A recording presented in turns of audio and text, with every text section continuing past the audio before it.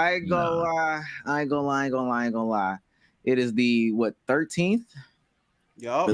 For those that know, your Twitch analytics update on the 13th, specifically the payouts. I'm looking at mine right now.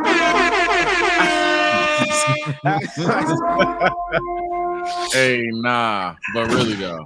It's calm over here on Team Purple. W October. I ain't gonna lie. That September ship was not a fluke after further review. Yeah, I'm looking at it right now. And December gonna go crazy. And the rest of this month. I got, but W October from my side.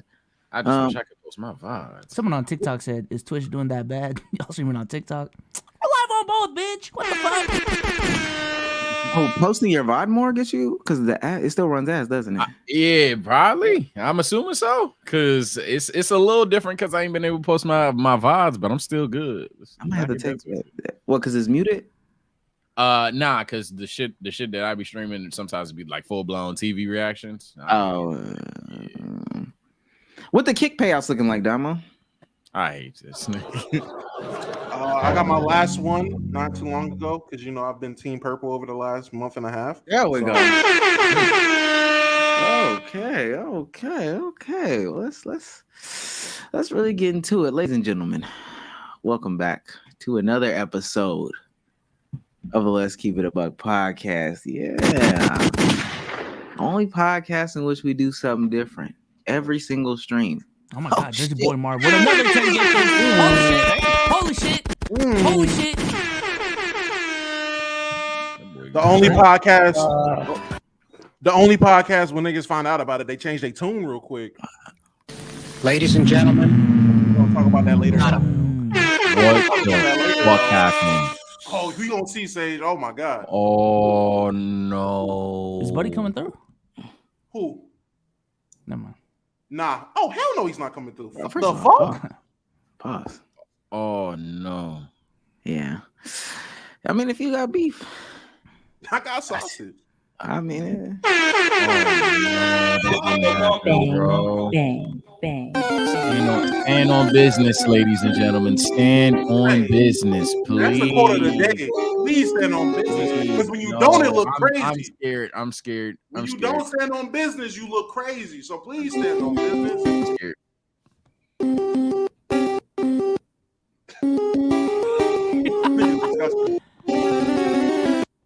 More like Jason Gifted. It's the first time I ever really noticed that your camera looked like different, Damo. For real. Thank you, gang. Yeah. Thank you. Yeah, it does look different. I got my guys in the building with me. TSO, how you doing today?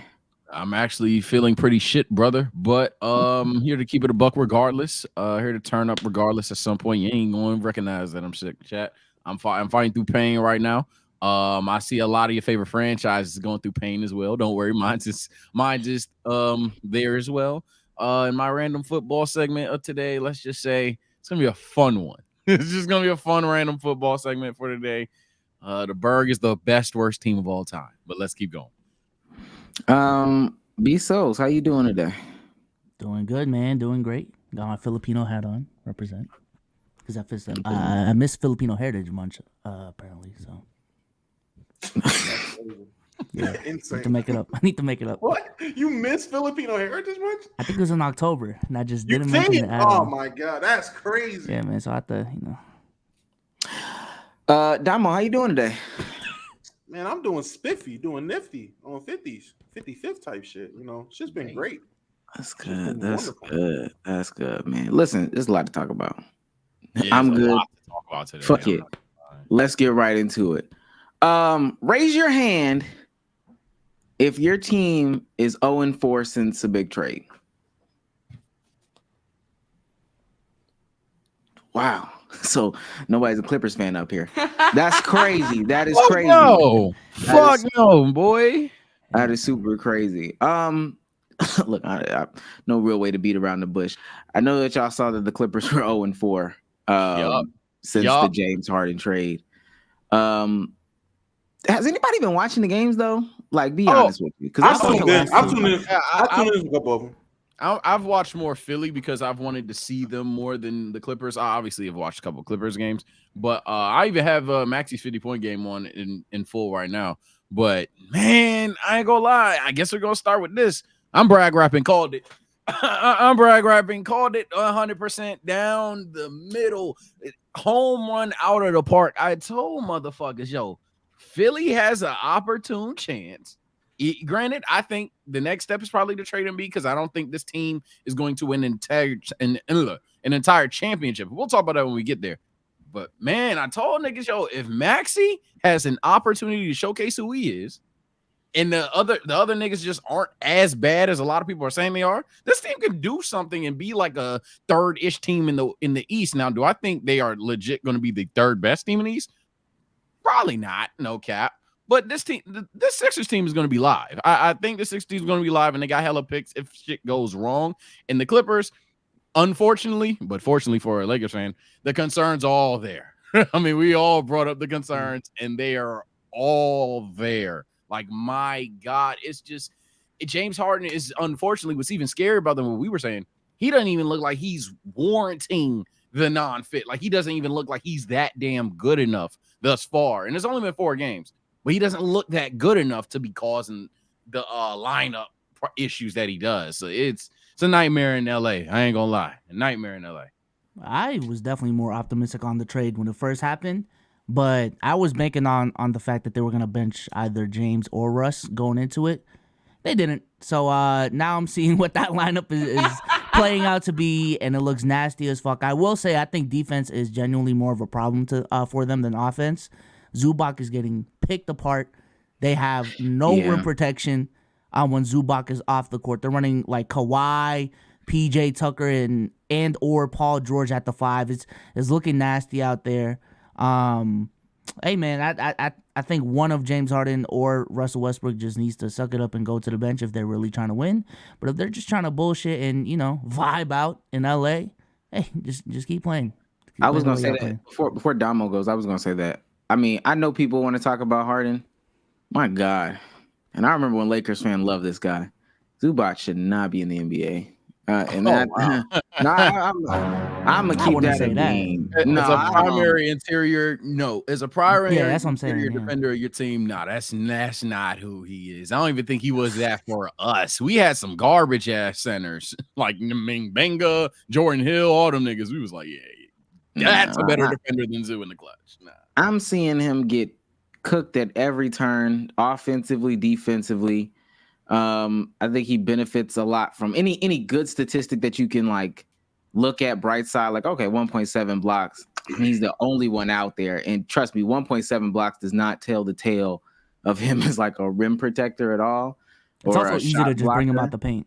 It's also just easy to bring him out the paint. Like in that Memphis game, they had Jaren Jackson out in the paint.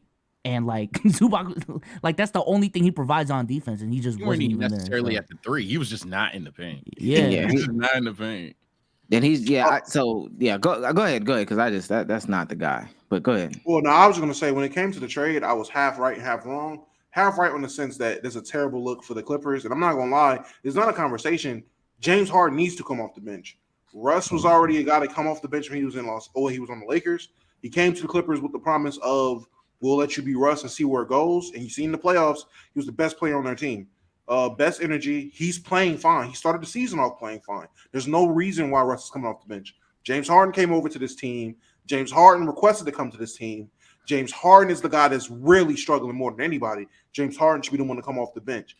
Ty Lue's a terrorist. They have no size. So even if James comes off the bench, you have PJ Tucker being your 4. You have, I'm not, no knock to PJ Tucker. That's a better 4 than having James starting, but they need to go. I don't know whether it's Kai Jones. I was going to say Dwight, but everybody know he's not about to play no basketball no time too. But I don't know who they need to get. They need to get more bigs to add more size to that team. They missed out by not getting Bismack Biyombo. For as funny as that is, he's doing exactly his job in Memphis, and they can use all that work in Los Angeles right now. With the Sixers, hey, Sage, you had me, gang. I was wrong. I didn't believe that them getting 17 forwards was going to be something that worked out for him. But, I was wrong. I thought that Tyrese Maxey's a dog. Don't get me wrong. I just thought he would need to play make more, but they play make by committee. So F it. If the whole team's gonna play make, screw it. Let Maxey get Right. Now, Sage, will they, I need your help on this, man. I ain't gonna lie. And let's pod for him, man. When are we gonna hold Paw Print to the fire? Look, man, Because I ain't we're gonna talking lie. about all of this. Thank They you. supposedly got a top 5 player on their team. Have y'all seen how Oh my he's God, performing? I'm gonna make sure I'm not lagging. He's not been performing like a top 5 player these last 4 games, man. Yeah, Okay, we holding Paw Print to the that's- fire. Here's my thing. The Paul, I'll give him a bit of slack. The Paul is really viewed as like 6 to 10 kind of guy.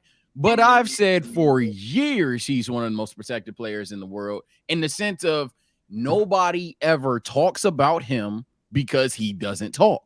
Because the idea that a star player playing next to Paul George, playing next to another all-star in James Harden, and especially with the reputation that Russell Westbrook has, any other superstar that has that would be hypothetically on that part of that four, killing them.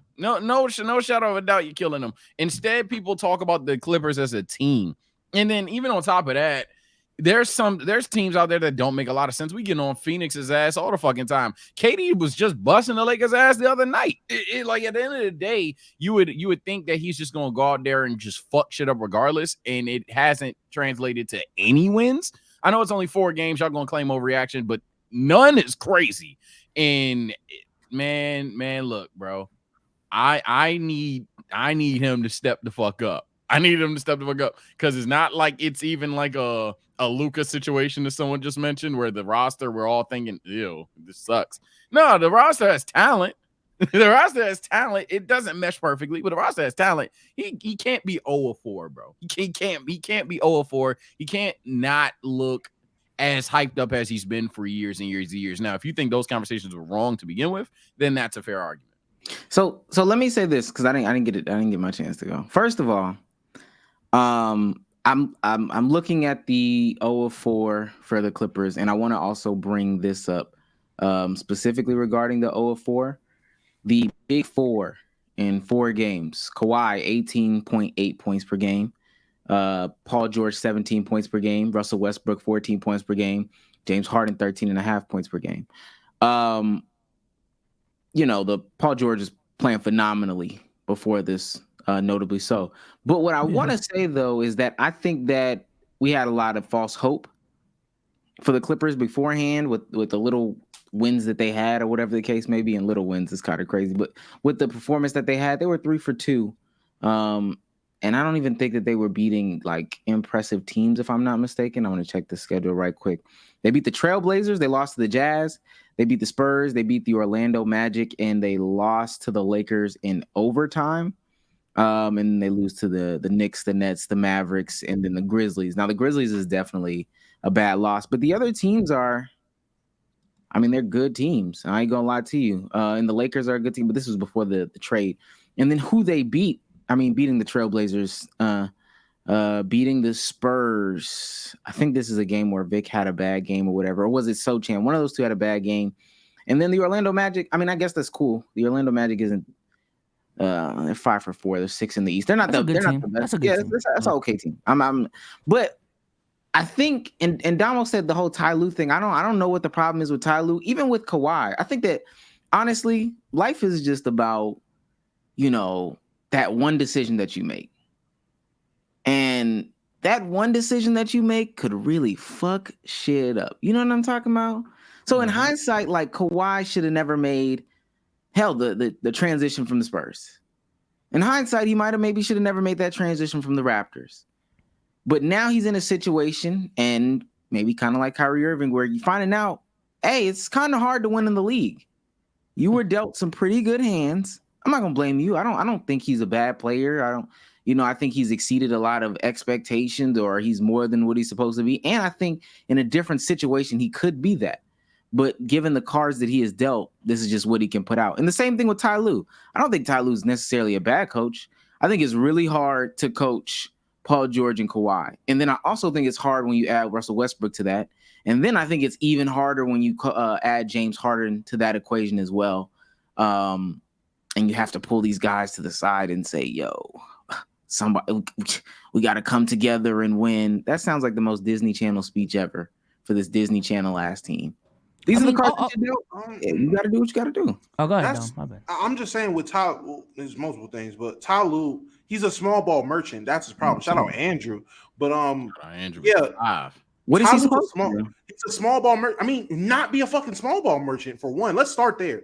Let's start by not being a small ball merchant playing with Kawhi and Paul George. There was no reason why Kawhi should have been there 4. There's no reason why PG should have been moved from the 2. I'm talking about 3. right now. And even right now, you should have. I ain't gonna lie. If it was about getting James Harden over there, you should have slid Bones Highland or you should have slid Terrence Mann before you slid all of your size. But that's in retrospect. Why is that on? No. Why is that on? Rocco and who else did they send? Rocco, Ian Martin Jr., Nicholas Batum, and the Morris twin. That's 4 guys that are 6'7", 6'8", and play big for them. I don't think that's changing their rim protection problem though. But I see what you're saying. But it's not even just the rim protection. Like obviously, rim protection is a problem, but the lack of sizes was killing them. And when they go to their bench, they don't have no size on their bench for real. Like they just need size. Why is that a Ty Lue issue? Because he's a small ball merchant. I'm pretty sure if Ty Lue speaks up, if Ty Lue says what he wants. Now, if it's a situation where it's like, okay, Ty Lue just got outwitted by the owner and the president, cool. Wait, why are you saying he gets? I think. Not outwitted. I'm not outwitted, but yeah, he's muscle, strong arm. If he gets strong arm, I'm gonna tell you based off of what I understand. Listen, you got to listen to Steve Ballmer talk. Yes, that's what happened.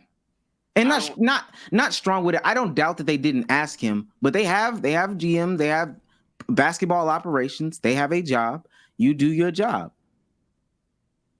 That was it, for real. I mean, that's fair, but to act like the head coach isn't at that table when they're having these conversations too, because it's his team to coach. No. They asked him a question, and he probably said his piece. I can't say what his piece is. If you feel his piece was, get rid of all these pieces or whatever to get James or whatever, that's fine. But what I'm saying is, they made a decision.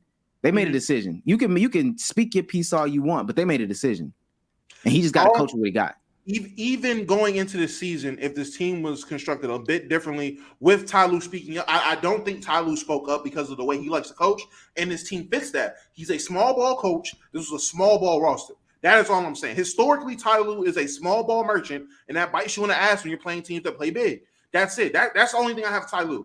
Going in, you should have built this team a bit differently. We might be in a different situation talking about how this roster looks with James Harden, but that's just slight.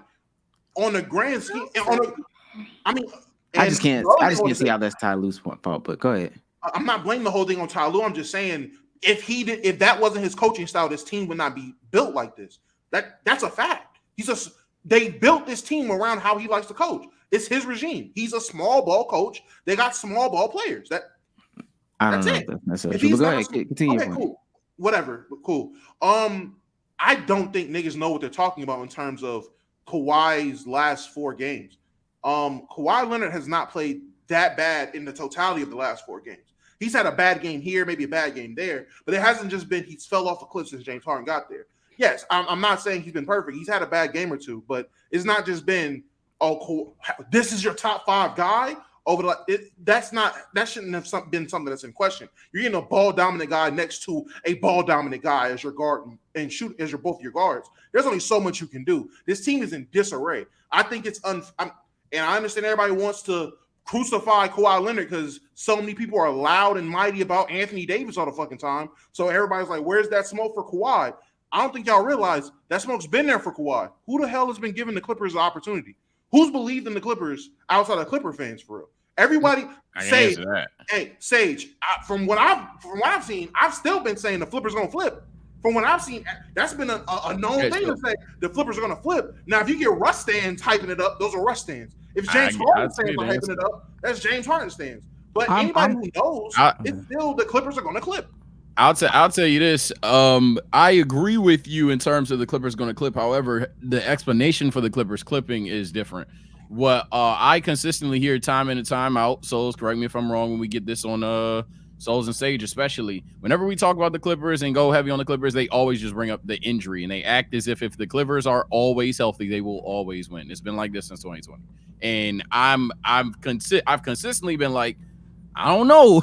I don't know if this team, if healthy, just dolos the way that y'all say they will solo time in and time out. People, 100%, you're right. I'm not going to be the gaslight here. Nobody's calling the Clippers win the chip right now. Nobody calls the Clippers to win the chip all the time because people assume they'll be hurt. But the idea that the healthy Clippers will win, that is very much still alive. It was alive in 2022. It was damn well alive in 2021. 2020, it was a pack for a reason. And even as early as into this season, a lot of people were trying to boost up this roster. I agree with you. It was never the perfect constructed roster because even with all them forwards, they still don't have a big. They were not going to be great regardless. My expectation of Kawhi isn't necessarily on the 4 games. It's really for his entirety of his career. But even in the 4 games, I mean, this is a guy that, like, I hate to be Kobe fan here.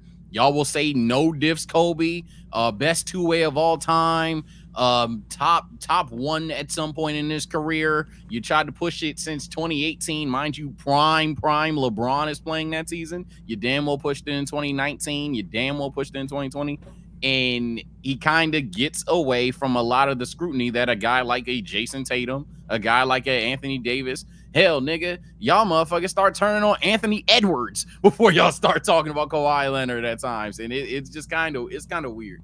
But yeah, that's essentially where I'm coming from. It's not that Kawhi has been playing horribly, but I just feel like we're all overreacting at this point, right? We're ultimately it's 4 games.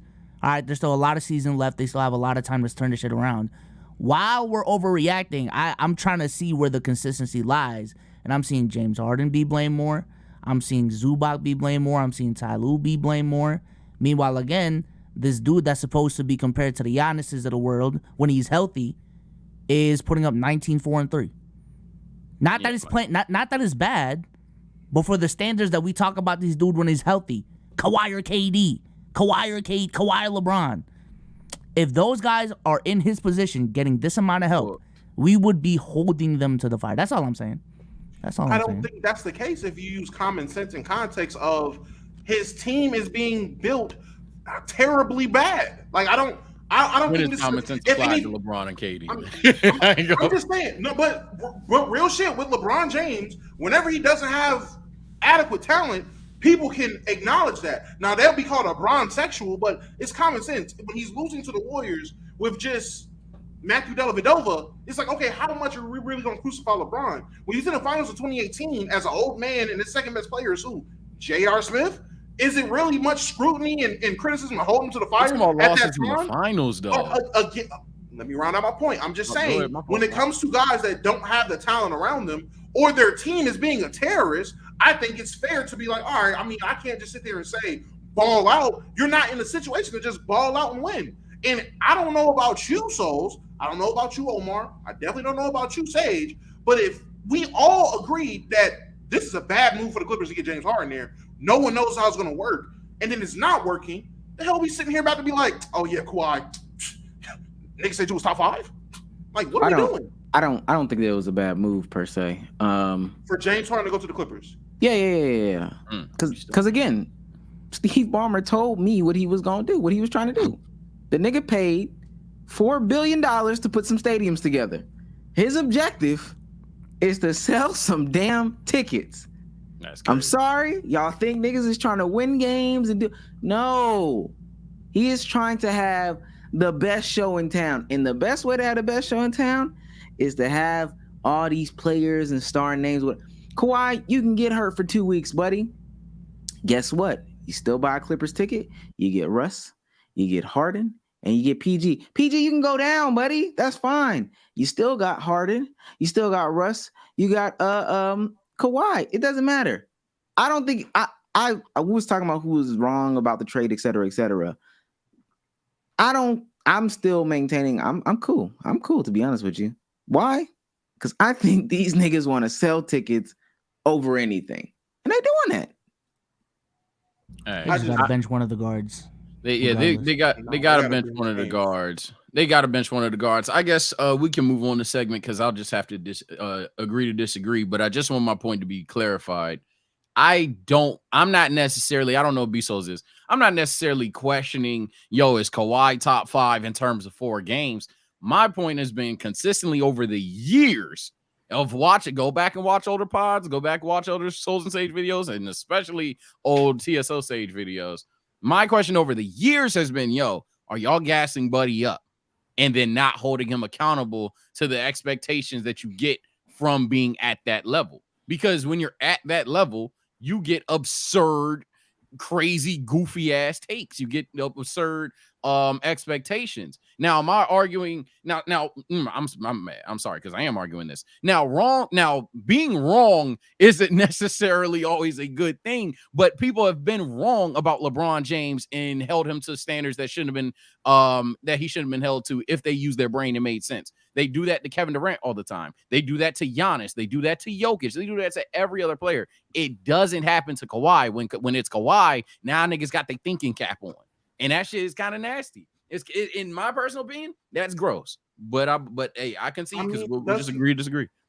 But doesn't it like expectations like that? I feel you. If you don't give him an expectation, he has to meet them, and if not, crucify him. Outside of 2020, which he was crucified, they were crucified for losing in 2020 to Denver. They went up 3-1, 3-2. No, they went up 3-1 because Denver had to win out. They had to win 3 games straight to win out and knock him out in 2020. And he played piss poor in 2 of those 3 games. He got crucified. He got put down a level. And in 2021, especially in the playoffs, because that's what matters when you're talking about a player that caliber. Yeah, 2021 he did not fold. He played like the guy that you thought he was. 2022, he's hurt. Now, I'm all for if people want to give the criticism of, all right, you hurt, I'm taking you down a peg. That's fine. Just be consistent, do that with everybody. I'm not going to do that. I'm not going to crucify you for being hurt. I'm just going to talk about why you're on the court, if you're hooping on the court or not. And then we go to 2023. He balled out 2 games he played. So it's not like a case of where he's Joel Embiid, well, the perception of Joel, because that's a conversation motherfuckers need to happen one day. But the perception of Joel Embiid of being a playoff dropper, that's not Kawhi. Kawhi is not a playoff dropper. Like he's not. He's not a postseason dropper. But I'm just not. Outside of injuries, when it's just performance, if we're just thinking on the performance, I don't understand why so many niggas are so ready to burn this nigga at the stake because he's not shown to be the guy that needs to be burned at the stake. Again, unless we're gonna talk about injuries, and that's fine. Yeah, to give credit to your point, because I'm not one of these obtuse ass niggas. No, people have moved them down for the conversation of injury. I agree with you there. No conversation that they have had that conversation. I'm just saying, even in the regular season, bro, I'm gonna go stupid casual with it. If Anthony Davis had a stretch of 20-point games and even 8-point games, GG's. That's all I'm gonna say on that. If Anthony Davis was out here averaging 19, GG's, bro. Sage, Anthony Davis can average GG's, bro. Anthony Davis averages. He had the stretch averaging 30 and 15 for 15 games, and people still said he was soft. So AD, it's not you can't. AD can't win. You can't win. It's not AD, Tatum. But Tatum is another one. Tatum putting up 19, 4, and 3, starting. Let's say this season started off the season 0 and 4 on those same splits. Yeah, he's good. He's good. KD. Before we go on to the next part of this conversation, the other side of that trade talk, I just want to. He's only been there 4 games, right? I don't even really think this jersey is made yet. This item is available for pre-order and will begin shipping on or after 11/20. It is 11/13 right now. This jersey is sold out in every single size besides 3XL. This is the James Harden jersey. And on the flip side of that, James Harden wears new Adidas sneakers in Clippers debut, the Harden Volume 8 in his first game. That is also not out, but I'm expecting it to also be a sellout as soon as it happens. Hey, man, sometimes you got to make a money play. And they spent a lot. He bought the team, then had to buy 2 arenas back to back. Nah, man, I need to get some of them funds back, buddy. Get some of them funds back. On the other side of that trade, though, we do have one young Tyrese Maxey exceeding a lot of people's expectations, even those that had high expectations. I do have a question here. It's also going to transition us into a conversation about Kyrie. With the way that he is performing right now, where do y'all have Tyrese Maxey in the point guard hierarchy? Oh, shit. I don't have it off the top of my head, to be honest with you. Yeah, I'd have He's to. not Curry. Let's start there. Does Luka count in this convo? Stop asking that. You know the question. You know the answers to that. Come on, All right, baby. if Luka counts, then fuck no. All right. Well, Damo said Jokic is a point guard. Is Jokic? Y'all remember that pod? S tier. S tier day. What is I a got- point guard? Head ass. Man, I got- what is a point guard at this point? What is a point guard? I got Mr. Twitter Jamal Murray's telling not there. me. I got Twitter telling me that Tyrese Maxey is a top 3 point guard. This I got so Twitter far telling this me. season. Twitter's brain dead. Yeah. Y'all know how Twitter Tyrese is. is better, right? Yeah, y'all know how Twitter is when they have short stretches of games. They just act like this is the actuality Well, of I mean, shit. okay, on the season, 28.6, 5.4, 7.2. That is on 51, 43, 93 splits. Does that include a steal or two? That does include a steal. That does include a block, and that also includes 1 turnover. Over the last, 5 games? Harden got traded 4 games ago. Well, I can, do the last 5 games. Let me see something. Damn, is it gonna average out? Well, I guess not. But I mean, we had a 50-point game, a 29-point game, a 25-point game, a 22-point game in that stretch. I mean, good shooting percentages. I mean, give me. If he's not top 3, then who? Put it this way. If he's genuinely, because right now I would still lean towards the player I'm about to mention. But if he is genuinely a better player than Tyrese Halliburton, because you could argue he's playing better. That's what I'm saying. But people are going there, right? If Yes, he they are. genuinely is that, then you could argue I'm wrong. Yo, you keep him beat until that nigga retires, because goddamn it, you got a 1A, 1B thing going on. But I don't think that is the case. I am not hating on Buddy. I just think he's playing out of his fucking mind. Now he Buddy all of a sudden? Fuck is wrong? Oh, What the hell? my God. Damn. I think he's fucking balling. I ain't hating on 6'5" Buddy would be ass. Buddy. God. That's what I'm saying. That's just how I Wait, talk, why is he not better than Tyrese Halliburton? Why is he not better? I just think Tyrese is just a better talent more consistently. I if anything, I just need to see more from him. Okay, so time. Okay, yeah. Maybe Isn't Tyrese putting up better numbers 23 and 12. as a first option? 24. I'll say 24, 12, a steal, 42 or 52%. We're gonna have to start looking at how we look at numbers. That's my for the fucking NBA. I ain't going. That 50-point game, that 50-point game Tyrese Maxey had. Tyrese Halliburton had 25 and 17 assists with no turnovers. Come on, son. That shit's crazy. Yeah, that's just absurd. He's the playmaking ability that he has. Niggas was laughing at me when I said he's a better playmaker than Luka, in my opinion. Niggas laughed me off like I was just. I ain't laugh you off. Yeah. I just disagree. Oh, I'm not talking about here, but just in general, when I've had this conversation, I was laughed off. I'm like, okay, cool. Tyrese Halliburton is like that. I would say in terms of your thoughts. Tyrese Maxey. He just knows. In terms of Tyrese Maxey being a top 3 point guard, no, I don't think he's there yet. I think before the season he was pushing to be top 10, and now he's bona fide top 10, higher end of the top 10, 7, 6 type shit. Okay, tell me. Okay, goddamn. Okay, shit. My mouth was still moving. I swear, this is crazy. Damn. I would say personally, I still got Luka, I got Steph, and this is in no order. Luka, Steph, Halliburton. Me personally, I still have Trae Young better. I don't think he's better than Trae Young yet. And outside of that shit, is he 5? No, Shea. I'm about to say Shea's 5. And like I said, he's 6'7". I'll give him 6. I think he's 5 or 6. I think he's 100% in that tier of like the De'Aaron Foxes, the Halleys, all them. So I'm not mad if you. I think Fox is better. So that makes. Yeah, I'm about to say I don't know if he's the king of that as I was gonna go, but yeah, I think he's better than Jamal Murray. Folks, listen, I get it. Jamal Murray won the title. I get it. He looked phenomenal in the playoffs. Y'all not about to Kyrie Irving this nigga Jamal Murray. I'm sorry. It's not gonna happen. It's not gonna happen. Y'all not gonna Kyrie Irving this. Kyrie Irving and him is crazy. That's funny. He went to championship, bro. I that's say he's better than Kyrie been living on that 2016 I do fuck with Jamal Murray though. But I knew it was cooked for this nigga Jamal because niggas gonna gas him up the moment motherfuckers and everybody know who I'm talking about said he was better than Prime Penny Hardaway. I said, okay, it's already starting. It's starting. It's already happening. No, fuck no. Hey, I'm gonna tell you something. I'm gonna tell you something right now, though. Oh my god. No. First of all, you're silly for the Luka comment, but we knew that. Second of all, Yeah, I gotta take Jamal Murray over a bunch of the guys that you named, only because the playoffs matter to Which me. guys? You can argue Damn. Jamal over De'Aaron comfortably. Yeah, Jamal over De'Aaron. Jamal over De'Aaron is I fine. can't name a second. Trae Young. I can't name a second option Trae Young. over a first option. I'm sorry.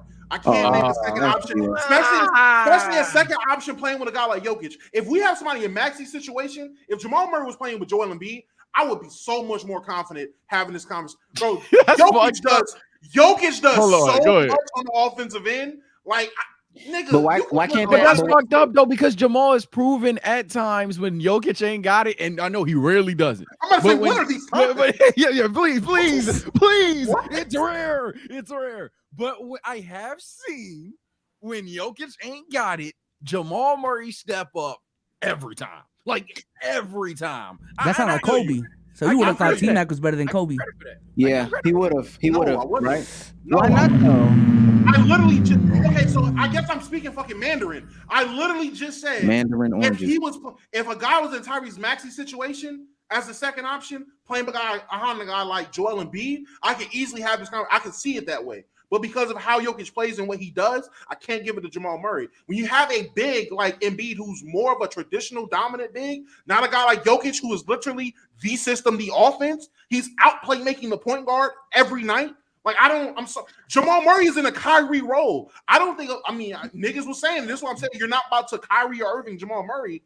Niggas is ready to put Kyrie Irving, and I'm niggas, over niggas like Damian Lillard, which in retrospect is asinine. It's asinine. And that's this type of situation. You're talking about come up when it matters the most. De'Aaron Fox is the clutch player of the year last year. No. I knew he was gonna say that. Bro, doing game 7 when it mattered the most. Bro, let's talk about it. He lost to Steph Curry, the best point guard, second best point guard now in the NBA. Whoa, wallahi. Who's he first? Stop a Steph 50 bomb. Like, oh my god. Big Luka.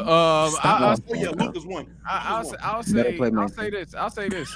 No cap. And niggas was saying win. Let's get disgusting. Let's get the takes out there. Everybody talks about Lakers, Clippers, Heat in 2020.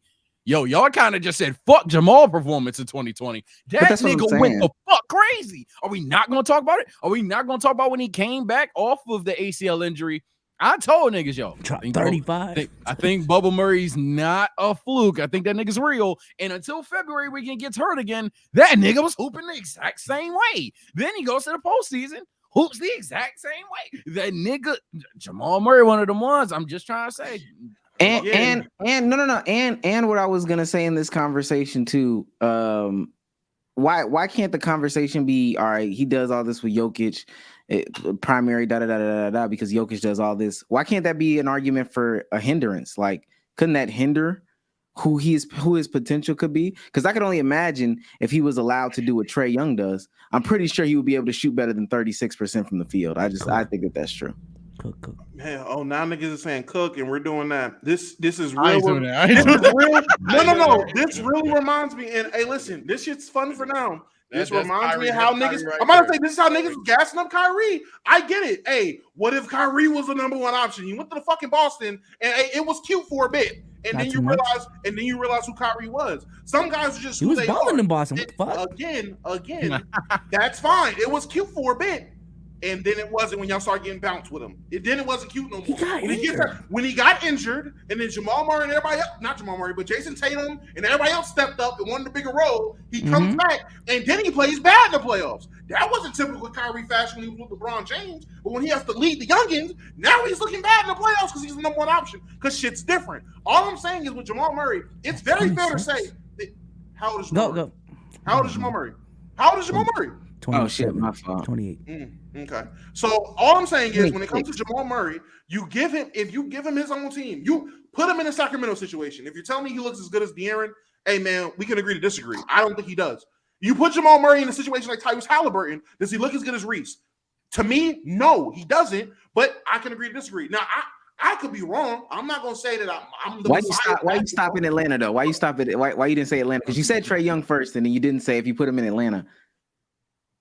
Because everybody's ass in Atlanta. What are we talking about? So how could he not? Oh my god! That's my thing. What specifically about his game? Okay, I'm sorry. In terms of Trae Young, in terms of Trae Young, I think that Trae Young's playmaking is still a gap between Jamal Murray. Even like Sage said, those moments when Jokic don't got it, or if Jokic isn't there, which I don't even know how many games he's played without Jokic. Jamal Murray's peak, I don't see him being the level of playmaker a guy like Trae Young, a guy like Reese is. I just don't see it. And not Trae Young, but a guy like Reese is just as efficient. I think he's more efficient than Jamal Murray when it comes to scoring the basketball. And it's not like he's Tyrese Halliburton compared to Jamal Murray. I want to say he's more efficient. I'm not looking at the numbers in front of me, Chad. I'm not going below. He is. Field goal percentage at least. 3-point percentage is how. No, I said field goal percentage. Field goal percentage. Yeah, I'm about to say, he kind of. I think technically he is.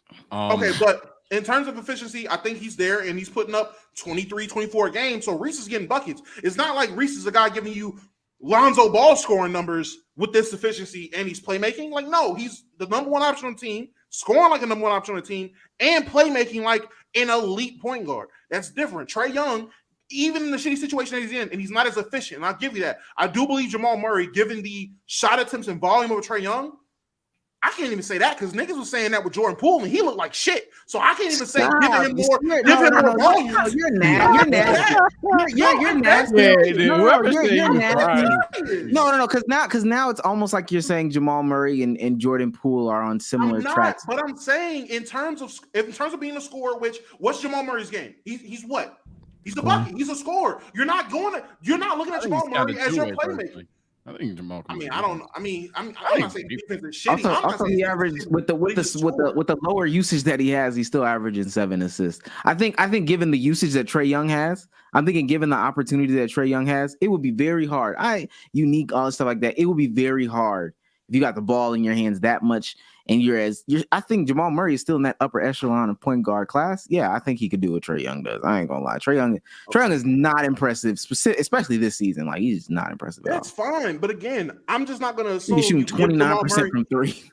I'm not gonna assume just because you give Jamal Murray 12 threes, give him 30 shots, that he's just gonna be as efficient. I'm not gonna assume that. This is not a hypothetical per 36 type of. This isn't that.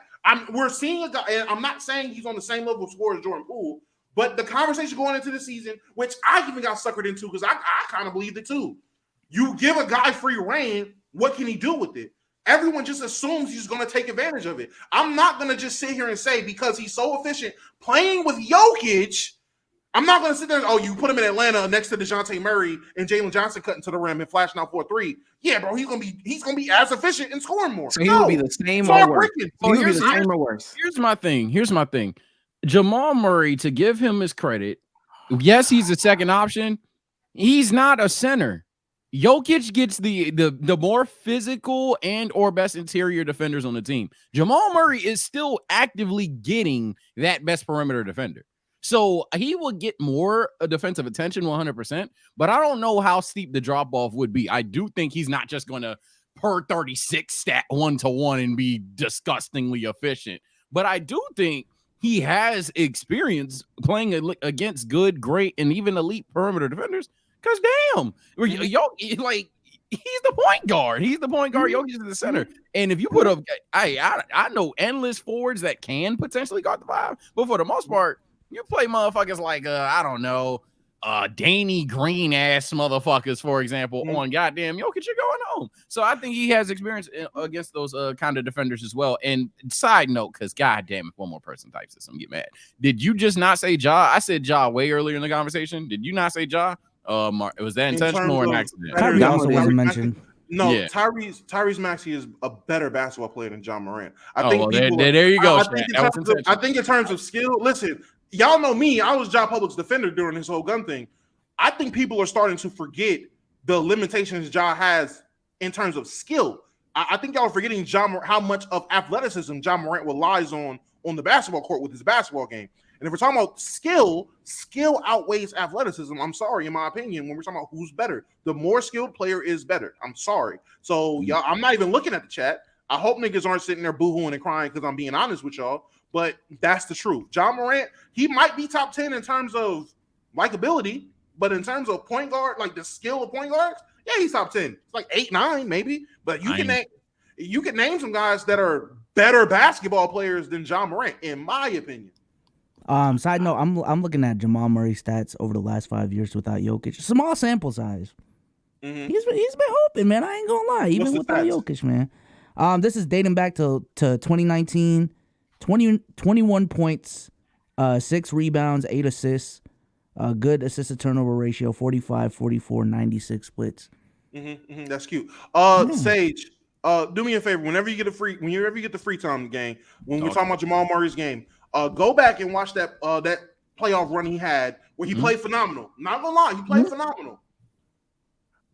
Count how many buckets he got off of the Jokic dribble handoff. Oh, bro. I Listen, know ball. I that know was, that. I know and my thing is when it comes to Jamal Murray in that system, he's a phenomenal player. But if we're gonna act like he does not benefit from coming off that handoff with Jokic and being able to attack off of that, and we're just gonna act like replace Jokic with Clint Capella, he can do the same thing. Then all right, gang, agree to disagree because we're just not having an honest conversation. Like I don't think anyone is saying he doesn't benefit from Jokic. But my question to you would be, if he was on another team, what stats would Jamal Murray be putting up in your opinion? Gut instinct, I would say about 23 to 24, 7 and 3, 7 and 4, 7 and 5. Mid to low rebounds, but that 7 assists, the same rate of assists he's at now, I would say he's probably going to be about there by himself. It might raise to the 1 assist you said without Jokic. It might raise to that. Might average 1 extra assist. But his playmaking is cool, but he's not. That's not what you're getting Jamal for. Just like with Tyrese Maxey, I assumed he had to be he had to play make more for them to be successful. When in reality, nah, nigga, just get more buckets. Just hey, I'm just gonna score. But even in that conversation you had, which is why I think it's nasty. Sure, like you said about adding him to the Hawks with Clint Capella, et cetera, et cetera. If you put Trae Young on the Nuggets, why does he not become Jamal Murray? And then you're having those same conversations just in the inverse. Because it's not like he's gonna have that ball. That 30% usage he has is not gonna be 30% usage. It's not. But even with how Trae Young plays the game of basketball, the shots he would take, he would come off that dribble handoff. And I ain't gonna lie, instead of going to that in-between range to get a pull-up like Jamal Murray would do coming off of that, he's gonna yank up a 3, or he's gonna drive in for a floater or find somebody else. He's going to look to pass before he looks to take a pull-up jumper or try to break you down and hit that little midi like Jamal Murray does, because Jamal Murray is a pure scorer. Like that. He's a bucket, 3-level scorer. He's scoring from all different angles, all different ways. That's his thing. Trae Young is not that. I'm not saying he can do it, but that's not his game. He's a small guy. That's not going to be his thing. So he's going to play it a bit different. He's going to look a bit different. I don't think he's going to be Jamal Murray in that system. I think he's going to be whatever Trae Young is going to be playing with, a phenomenal passer as well. That sounds like a worse version of Trae Young, to be quite honest with you. I'm not going to lie to you. That might be a worse version of Trae Young. Some guys need the ball in the hand. Yeah, some guys need the ball in his hand. So unless he's going to increase how good he is off the ball, which that you being an Atlanta fan, that's been a thing that they've been trying to figure out with like 7 coaches. And I know I'm being real exaggeratory about the coaches, but all the that's been the thing. How can Trae Young play off the ball? How are we going to get Trae Young moving off the ball? So that would be his struggle, and he will struggle with that. Everybody can't play, and everybody can't do what Jamal Murray's doing with Jokic. Everybody can't. And I would say the same thing about Tyrese and De'Aaron Fox. Like you probably get a worse version of them. The only exception to that, I don't know about those two.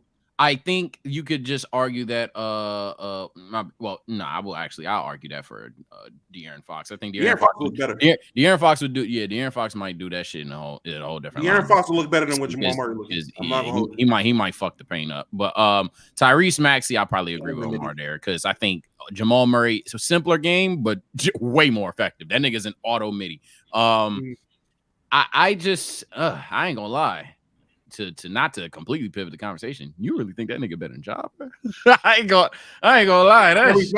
That's kind of crazy, gang. Like we need to highlight that. That's a potential clip. Do you think Tyrese's stats will like regress at all, or he's just gonna stay at the 28-29 clip the whole season? Because I can see it going down to like the 24. I might say if it goes down, it's going down to 25, 26. But even then, I would still say he's a better basketball player than Ja. I respect all the names we've mentioned this far, but I think if you're not Luka, Curry, what's another name? Dame, and maybe you could make a take argument for a guy like Hallie or some shit because of passing diff. But in terms of like what Ja's had to do, I don't think a lot of these niggas doing what Ja. I don't know. I don't know. I disagree. I think Ja's out there. Ja's one of them ones to me. I think A lot, Ja's a won lot. 26-8. Sage, a lot of these dudes ain't ones on their team in a real situation. And I think know, Ja's special. I know niggas gonna be like, oh, Halliburton and De'Aaron Fox last year. No, bro, it's just a little bit No, different. bro, what? It's a little bit different. When Tyrese Halliburton starts making playoffs, what did the Grizzlies end up last year? Wise? I'm pretty. Were they not 2 seed, fucking right? really Was it good? not? Yeah. Because they face the 7 seed Lakers. Time flies way too fast. we- Yeah. They were No, two. that They were yeah. 51 games, 2 seed. Yep. Yeah. Yeah, when Tyrese Halliburton starts doing stuff like this, maybe we can have different conversations. When De'Aaron starts Stuff doing like what? Have a better team? lead them to what's the conversation this year? I mean, I really Wait, wish didn't my De'Aaron man. win like 50 games last season? Much of it? What's the conversation this Yeah, year? and No, I'm Tyrese saying- Halliburton deadass got Ty- hurt last year and missed majority. Of the Tyrese season. Tyrese is in a when he does it, listen to what I'm saying, just like we said with Maxey. When he does it, I will be ready to entertain that conversation with Tyrese. And he's in a worse conference. You said about De'Aaron Fox last year. Weren't they a 3 seed? Well, we Him in a can't 51 seed? wait for that. Whoa, hold on. We can't wait for that. Yeah, they were. We so- can't- Wait for what? No, Damo made a face. We can't wait for him to actually perform. Oh, you talking If the about Tyrese? conversation is just who's better at basketball, then I don't. The fuck we waiting for? It's what your Yes, ability sir. with the basketball. Like, I don't think- understand what waiting for a guy like waiting for Tyrese to have He won guys like 40 John years. Morant has in terms of having the defensive player of the year on his team. Like, I don't like shit. Wallahi, like I don't know what you want from him. And with De'Aaron Fox, I'll give you that. They exceeded fucking expectations, but he also had another all-star on his damn team. So we're telling me that because these two guys had better teams and situations than Tyrese, I can't tell you that Tyrese is a better basketball player individually than him. That's Yeah, wild man, to me. But I'm results oriented. I ain't even gonna lie to you. you can't be result-oriented. You can't be that. Why? How? Because go ahead. How? No, tell me how. What's the results? What's the results we're holding for the expectation? Because if the result is, I mean, hey man, get a high seed and get bounced in the second round, that's showing me something, I guess. All right, cool. Winning games, playoff appearances, runs in the playoffs, and when I'm talking about comparatively speaking, I haven't seen that from Tyrese. And De'Aaron didn't go on a run in the playoffs. He got bounced in the first round. Getting to the playoffs. Okay. Now Chad's Pacers made it last year? team without him. I thought that was over, man. What?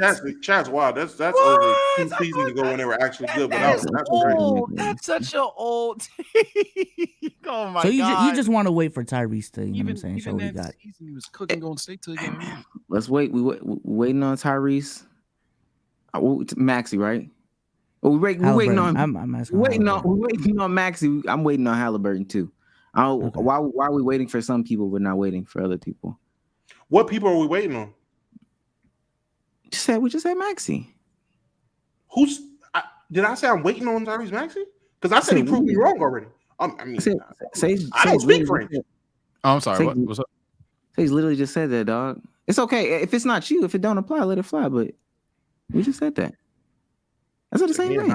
I was reading stats. What did I just say? I'm sorry. Did we? I don't think we said we're waiting on Maxey. No one said that. When did we say that? You said you weren't waiting on Maxey and some consistency from Maxey to say anything? To say that he's like top 3-4. Yeah. I just need to see a lot more. But I probably not make an argument that he's playing at 3-4 right now. He was the first one to speak. Yeah, 3-4 is kind of crazy. Okay, well. Again, I'm just I don't know what we said. Sounds like Jesus that's what Sage Christ. said. I'm not saying Sage said he's waiting. I think truthfully I could wait all day, but I don't think he's going to be probably 3-4. Now, if he gets better, then okay, cool. But I don't think at this moment, if this is who he truly is, I don't think he's 3 or 4. So in that same conversation, we didn't say anything about Kyrie, and I'm seeing a lot of chit chat on Twitter. Man. Shout out to Kyrie, man. I ain't gonna lie. Shout out to Kyrie, man. What's One of the going most on? misunderstood, overhated players in the league, man. There's They nothing saying wrong with that- how he's been playing. They My saying the opinion. guy sucks, man. They saying the guy sucks. The way he's playing is sucking. He's not tweening. He's not getting in deep in his bag. Now, mind you, Oh, I don't. That's not what I got. What'd you see? What I got was they're just holding him back. Like they're I did see that misutilizing too. Kyrie. I did Okay. see that as well. They got now Mavs got the second ranked offense, 8-2, second in the Western Conference. They're winning games. Kyrie is averaging a smooth 23 on 46% from the field, 40 from three. And I mean, most importantly, what they're doing is working. Why? I think Kyrie is one of those guys that people just have this affinity to. They just gotta, man, I want to see him get off. Win, lose, or draw. I don't give a fuck about that. As long as I see Kyrie get off. Mhm. B'Sos, what's Yeah. your thoughts? Because I know you feel a way about this. Yeah, no, I watch Kyrie highlights on my stream, and I don't know what y'all want from Kyrie, dog. He is making the right fucking basketball play every time. He is open from three. He's catching the ball. He's shooting that he's making. What the fuck do you want? Like, goddamn, he's actually playing in the offense for once. Within the offense for once. I know one of the criticisms back then was the fact that he dribbled the ball too much. He was an isolation scorer. Can't do anything without the basketball. He's playing off ball the best he's ever had. He's playing within an offense. He's letting Luka be Luka without hindering Luka's play. I know that was a concern when Kyrie and Luka teamed up at first. And even from a passing perspective, I think he's averaging a career high 7 assists on like Just shy. 2.2 turnovers. He's just shy of his career high. I was gonna bring. And Yeah. he's had it before, but totally different role. He was the point guard in Boston, so this time it's definitely different. Yeah, Career and low the in buckets. assists. I mean, in turnovers. Career Yeah. low in turnovers. Yeah, and the buckets are just coming easy. There's no need, because me and Omar were having this discussion in the space, I think, this summer with the Drew Hanlons of the world. But there's no need to dribble 6 times. If you can get your shit off in 2 dribbles, get it off. So I love the fact that Kyrie's even simplified his game so that he can just get to his spots quicker, more efficiently. Not dribble the ball 6-7 times. But aesthetically, it doesn't look as good. But I don't know, man. I like how Kyrie's been playing. I even if he wasn't as efficient as he just is, I don't understand the complaints. Even if he wasn't as efficient as he just is, I love the idea that a guy like Kyrie Irving can say, "Yeah, fuck it, bro. I'm trying to do what I can to make this shit work." Luka and Kyrie, schematically, if you just look at them as talents, are not a perfect fit at all. But he's doing what he can to make it a perfect fit. He's significantly decreased his volume in his park-like ability, but that's the problem, honestly. People fell in love with Kyrie's game. We've seen it for about a decade, I want to say, maybe a little bit shy. And people fell in love with Rucker Park Ree. People fell in love with Uncle Drew, and they want to see that. As a result, people are either going to A, say he regressed, or B, say free Kyrie, as if a free Kyrie is going to do something. And this may sound like hate, and if it is, wallahi, I'm not going to lie. Y'all got to let that shot go. y'all got to let that shot go. Holy shit. You guys have wrongfully, because he hasn't deserved it in hindsight. You guys have wrongfully put Kyrie on a pedestal that he didn't belong on. And as a result, people have had to dunk on him and dunk on him and dunk on him. Now I'm chill on Kyrie, and y'all want him to go back to having some absurd standard that he doesn't need to have. Kyrie's hooping right now. Let Kyrie hoop in Dallas. No cap. It's looking like I was wrong about the motherfuckers, and they can play together. If, for the love of God, Derek Lively finally got his name right for a change. If he just gets better, or if you get more defenders around the team and you make Dallas an actual squad versus just 2 motherfuckers and a bunch of young motherfuckers trying to score, that can actually be a duo that works. I might even renege my initial take on them. But goddamn, y'all gotta let that shit go. Y'all been trying to force Rucker Park Reed to a ring for a while. It's just not gonna happen. And that's fine. That's perfectly fine. The same reason why James Harden is struggling on the Clippers is what people want Kyrie to do. Because James Harden is the system. He's not a part of the system. He is the system. So he goes to the Clippers and refuses to change. And y'all think Kyrie Irving will be best utilized, not changing, conforming to going to a new team with an established star. Insane to me. Insane. That's Ball Don't Stop Twitter. That's I Test Twitter. That's Hezzy Tween Twitter. That's not people with common sense. Thankfully, I haven't seen too much of that bullshit on my timeline. Thank God I haven't, because I can't imagine how fast my fingers will bleed arguing with incels and dumb fuck. I don't think we can say that here. Dumb fucks and idiots. I forgot where we were. I just don't understand. I don't know what people want. Like I was saying earlier, the man is damn near averaging a career high in assists in terms of hits. So he's producing and playmaking at a rate higher than he's ever has before, and it's a career low at turnovers, or at least tied with his career low in turnovers. Which I know that's not saying much as being real box score watchy, but that tells you how much of Kyrie is buying in. Like he's buying into what he's doing. He's buying into the system down there. He's buying into what Jason Kidd is saying, which it's ironic no one wants to talk about the fact that Kyrie has a coach who was a phenomenal fucking point guard, not a bench player that was getting stepped over. He has a phenomenal fucking point guard as a coach, and now he's playing more like a fucking point guard. Whoa, like surprise the fucking prize.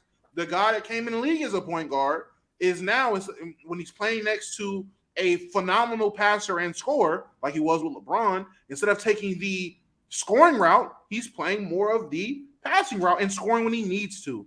It's fine for them, and they're winning. If he was playing like this and them niggas was 0-6, like they were going on, they would. I can understand the conversation of, all right, let Kyrie be Kyrie. They're winning, and y'all are saying free Kyrie. Y'all don't watch basketball for y'all watch highlights. It's sad.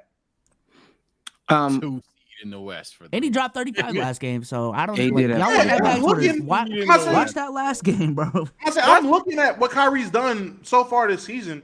The motherfucker is literally, and it's not even just on some, he's hooping as a team player.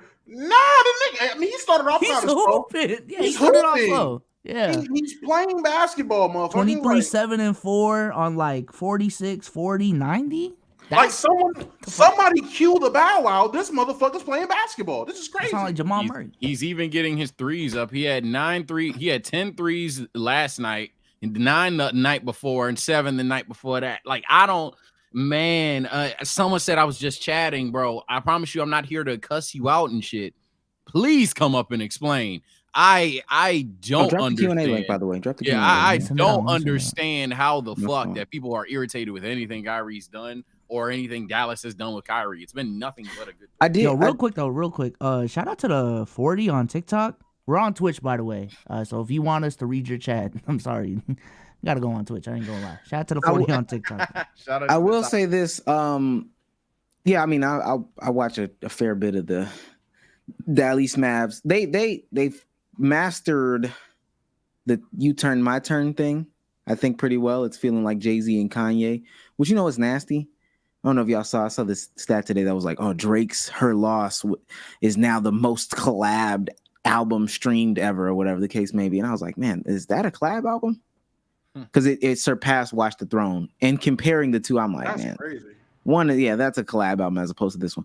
But yeah, they've mastered that. Kyrie's getting easy buckets. And I know it's easy to get easy buckets when you got Luka, but he's just getting it easy. I mean, I don't really got nothing to say to those people. Because they'd rather him, yo-yo the ball out backwards and cook up if that means they lost by 30, but Kyrie had 2 highlight plays, and that's why you don't like any other form of basketball. You just strictly like the NBA because they do that occasionally. Like, that says a lot about you, but it is what it is. I do have a. You triggered my trap card. Damo, you said. Everybody said, I'm like, who? Well, you said the problem. You said the problem with James is that, in conversation with the Kyrie thing, that he's over there playing like himself, and that's the problem. He doesn't want to get in where he fits in. Why does Ty Lue disagree with you? So they asked Ty Lue about James Harden start with the team. He says, and I quote, "He's doing too much to try to fit in. He has to be James Harden. He's not like himself. Why do you? What? Ty Lue's a terrorist. What? When do we start listening to what terrorists got to say? What the fuck are we talking about? So we should listen with terrorist type shit to the ringless coach Jason Kidd, but Ty Lue, the one who got the GOAT. And now you've triggered my trap card because I could have swore Jason Kidd had a ring. The ringless coach. Ringless coach. Ringless coach. He didn't coach. As a coach. As a coach. Yeah, as a coach. But did he even coach that year, or was LeBron coaching? My fault. No, Ty Lue was the coach. You're right. Mm-hmm. Yeah, it's just a lot of hate in your heart. Okay. Jesus Christ. So I triggered your crap card because Ty Lue said, "Oh, he's trying to fit in too much." Okay. I just wanted to know. I don't know. Last basketball thing before we get up out of here on basketball specifically, because there's some I'm about to say, God damn. Yeah, 1 hour pods from now on. All right, ESPN put out this 25 under 25, and then apparently NBA Twitter put out this 25 under 25. Red players are unique to the ESPN list. Blue players are unique to the Twitter list. Now, mind you, hold on, let me remove this. The thing I think about Twitter is definitely bag talk. ESPN, yeah, I think I feel like it's Twitter's either heavy bag talk or heavy analytical, like no in between type shit. And then I think ESPN is, whatever local team I cover, that's the guy that I'm probably gonna root for. But I just wanted to say that before we put this list up here. Do we notice anything noticeable about this noticeable list? Just off the quick glances. God, Luka is still 25. Oh, God, that's so fucking Jesus. good. Oh my God. I before we really start, I'm shocked that you guys watch Luka play basketball and then say someone else was better at basketball. That's just ridiculous to me. That's the GOAT. Best basketball take I've ever had, Sage. Number two. High key, number draft. 2 in the draft. You were right. So I'm picking that nigga number 1. First alarming take. Cam Thomas is kind of crazy, y'all. I'm sorry. I love Cam. That's kind of crazy, dog. I ain't gonna lie. Devin Vassell may be crazier. I might be with Twitter on the Jaden McDaniels. I love Jaden McDaniels. Is this based off potential or? This is just 25. I think this is right now. Yeah, it's 25 right under now. 25, man. Talking about right now. I don't know. Now you saying potential. Oh, Twitter had Jalen Duren at 26. Keegan Murray at 27, Jalen Green at 28, Walker Kessler at 34. Twitter voting just shy of 45,000. Let me see if I can pull this. Oh, this is in order. Oh shit. Yeah. Oh, okay. First things first. Vic at 3 consensus is crazy. We're talking about right now. I'm sorry, this is not true. My job. It's got to be off potential, man. Maybe I'm just accidentally overrating Ja Morant here. I think Ja's just starting to become underrated, but he's not playing basketball. That's expected. Trae Young's not on the list. Trae Young's not on either list. No, he's not. Oh my God. No, he's not. Trae Young might be 26, so he's not. But is he not? Him and Luka are the same age. Oh, you know what? I take that back because he might be like a couple months older than Luka. So let me. I'm about to say, he is 25. He is 25. So then, they just don't fuck with Trae Young. Too much on Trae, bro. God, Who being on here over Trae is insane. Oh, I'm whoa, Tyler Hero. Hold on. Let's be clear. Ranked by future potential. Okay. So it's by potential. All right. So if it's by potential, then Devin Vassell over Trae? Yeah, Devin Vassell over Trae is insane. They still hate Trae Young. Niggas hate Trae Young. Yeah, Tyler Hero over Trae at that potential wise. Nigga, let me Tyler say Hero something. over Trae. We might be at like 6, 7, 8 over Trae. Anything over Trae. Yeah, anything after that is crazy, to be honest. How old is Luka? Is he 24? Harrison is a thief of joy, man. I swear to God. 25, so he's 25. So you telling me Luka's the only 25-year-old that can be on the list? That's crazy. It's only room for one. Damn, Luka's 24. He's gonna be on this list next year. Adam Silver, stop. Oh, okay. So this is the 25 under 25. So you can't be 25. No one on this list is 25. So everybody's 24. So 24 and under. Yeah. So the 25 best players under 25. Okay. Right, so in that case, okay. Yeah, it makes sense. It makes sense. Okay. We're we can Young's 25. Is that what we're doing? Yes. Trae Young is 25. This is everyone under, because Luka being 24, it makes sense now. This is 25 under 25. You can't be so Luka. Okay. All right. I still don't think Scoot should be on here. Honestly, Scoot shouldn't be here. I'm surprised. I'm not surprised. Yeah, in potential. Fuck him. I'm genuinely not surprised that ESPN doesn't do their job. So Jaden McDaniels not being there, easy. Y'all niggas don't do your job, so that's why y'all probably didn't notice Jaden McDaniels was so good. Shaden Sharp, I gotta take him over Walker Kessler. I'm not gonna lie. Walker Kessler cool. That nigga is Dollar Tree Rudy Gobert, but he's white. I'm not trying. I You don't was know. a fan of him last year. I What like the him. fuck? No. I like him. Just because I like you don't mean I don't think. I mean, I like these other names better. I like him Okay. at 28. That's fine. Omar, I what do you like feel him. about the Scoot at 23 and 25? I mean, I would have him on this list, and I don't know how niggas is judging rookies this harshly to where they would say potential over a guy like, how old is Josh Giddey? That's what I was looking at. How Like old is? Does anybody know off the top of their 21? head? Let me see. 21? Josh Giddey pretty young. 22? He's 21. 21? No, he's Yeah. 20. He's 21 or whatever the case may be. So he's like a couple years older than Scoot Henderson, 2-3 years older than Scoot. If we're talking about future potential, I would like to at least give this person more grace than somebody that's maybe a little older on that list. So I'm trying to figure out some people that are older. I thought he was older, even like a Darius Garland or whatever the case may be.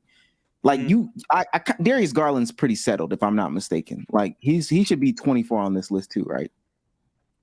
Yeah. 2023, he'll be 24. I don't think he's going to January. improve that much better. But that's what I'm saying. And the concept of like the idea of what Scoot could still be. All right, we got 8 games. Now, if niggas think he's gonna be a bust, that's totally on you. But I already understand where Darius Garland is.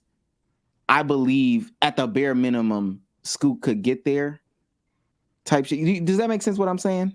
I see There what is you're a saying. guy- I think he should be higher. Yeah. Scoot. If we're talking about Just testing the upside, consistency, that's all. if we're talking about upside and potential, I'm not gonna lie, Scoot ain't that damn low. I understand he hasn't performed. It's a potential I list. get it. It's He's got to be top 10. It's a rookie in his first 8 games. I am not gonna act like Dumbo. the dude didn't warrant being a top 2 pick at any point in time. I'm in the college casual, but god damn, that's a little. That's a little. I'll even say the same thing about Brandon. I'll say the same thing about like Brandon Miller because I don't think he's on this list either. Which is crazy. That's crazy too. That's crazy. That's what I'm saying. Who would you put him over on the ESPN list? Let me make Would sure. I put him on the ESPN list? Yeah, I'm Scoot asking more Henderson. specifically. Scoot. Okay, well. Nigga, no, let me stop. I'll put him over Keegan Murray. I'll put him over Scoot. Nah, not Keegan. Keegan gonna be a dog. I'll put him over Scoot. Keegan will retire better than Over Scoot. Brandon Miller? And Brandon Yes, Miller? I know Keegan's gonna retire better than Scoot. Dang. Brandon Miller, they're gonna be. It might be neck and neck. I'm a believer in Keegan. I like the Murray brothers. But I would say Walker Kessler. I'll take Brandon Miller over Walker Kessler. Me personally, and I know the Aussies gonna hate me. I'm taking Brandon Miller potential over Josh Giddey. I'm sorry. Josh Giddey next to Shea, he is going to be capped the fuck out at some point because Shea is just like that. So I got Brandon Miller over Josh Giddey in terms of potential because I just don't think the scoring is going to come. Josh Giddey is white Ben Simmons. His offense is his offense. That is it. Josh Giddey is a fast Kyle Anderson. Yeah. Like I'm gonna sound like a he's hater. a great glue guy. Great glue guy. 12, I'm gonna sound like a fucking hater. How much better do y'all think Franz is gonna be? Because Franz, he's not dumb high, but I think he's a bit higher than he should be in terms of potential. Franz can get a lot better. High floor and ceiling. I ain't gonna lie. Yeah. I think he's one of them dumb high floor type players, but I don't think his ceiling is absurd. And I agree with you, I mean, Sage. if I'm wrong, I'm wrong, but No. I don't know. I don't know, bro. And mind you, he's shooting like 41% rounded up this season, and then 19 points per game. So like you saying much better. Are we saying he's gonna get so much more efficient? And then 27 points per game? Like, is that what we're really saying? How much better do y'all think Franz is going to be? Oh, if you got Franz averaging 27 at some point, all right, we're going to have to see that. Playing next to Paulo, I think he's giving you at most 23, 24. Playing next to Paulo. And I think Paulo's a nigga that's going to be giving you, if he's maxing out too, that's a guy that's like 28. Paulo's a guy I think will give you 27, 28 in his prime. And I think Franz will be right next to him, give you 24. And playmaking, I think his playmaking will increase at some point. And once they start running the offense through him, I think he's going to be in a situation where they'll realize the offense needs to go through him a little more. So the playmaking numbers will come up. And yeah, he's just going to start scoring way more efficiently. So I think he'll be a lot better. And maybe because we're not there, so we don't know the exact parameters and the way that they're looking at this list or whatever the case may be.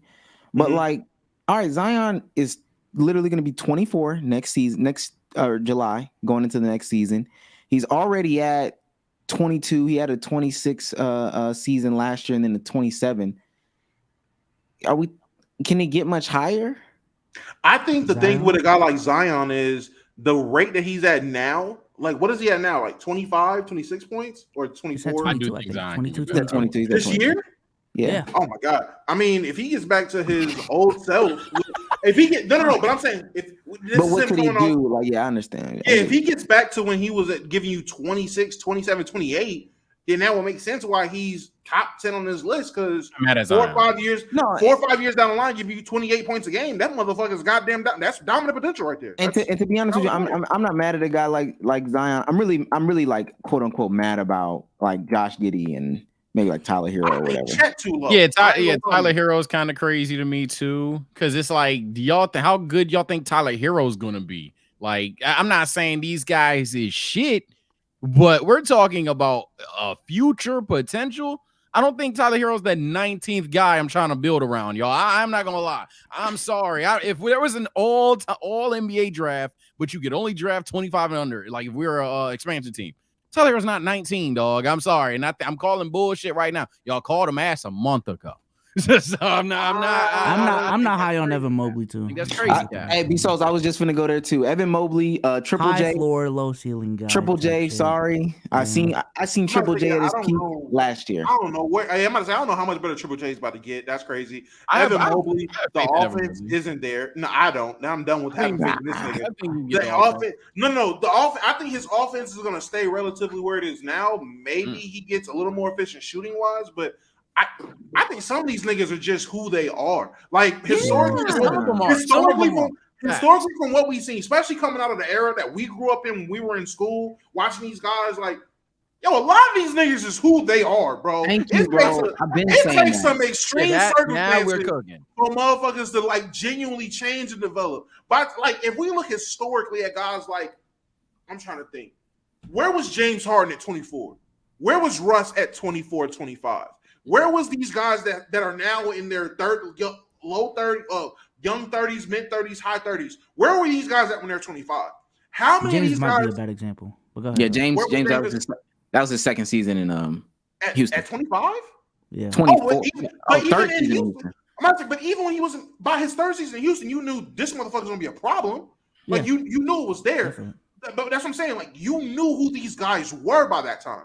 Like that. He was 3 years into his stint in Houston. He just showed he can be more than a 6-man. He could be an all-star. By that time, he made his third all-star team, second all-star team by that time. And he's averaging, I would assume, 25, right?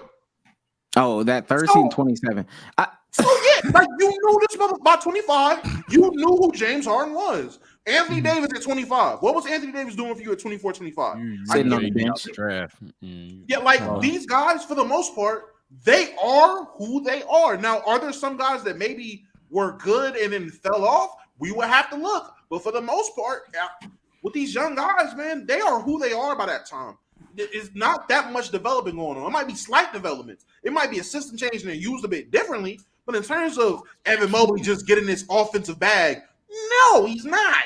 No. I'll say this. There's also outliers too. There's also outliers too. Well, hold on, because I'm not gonna cap. I think that's just where the argument is at this point. I think we just disagree on some of the names. Like, for example, you think Franz is gonna get way better. I think Franz is gonna be relative to what he is now. He's just gonna get a bit more efficient.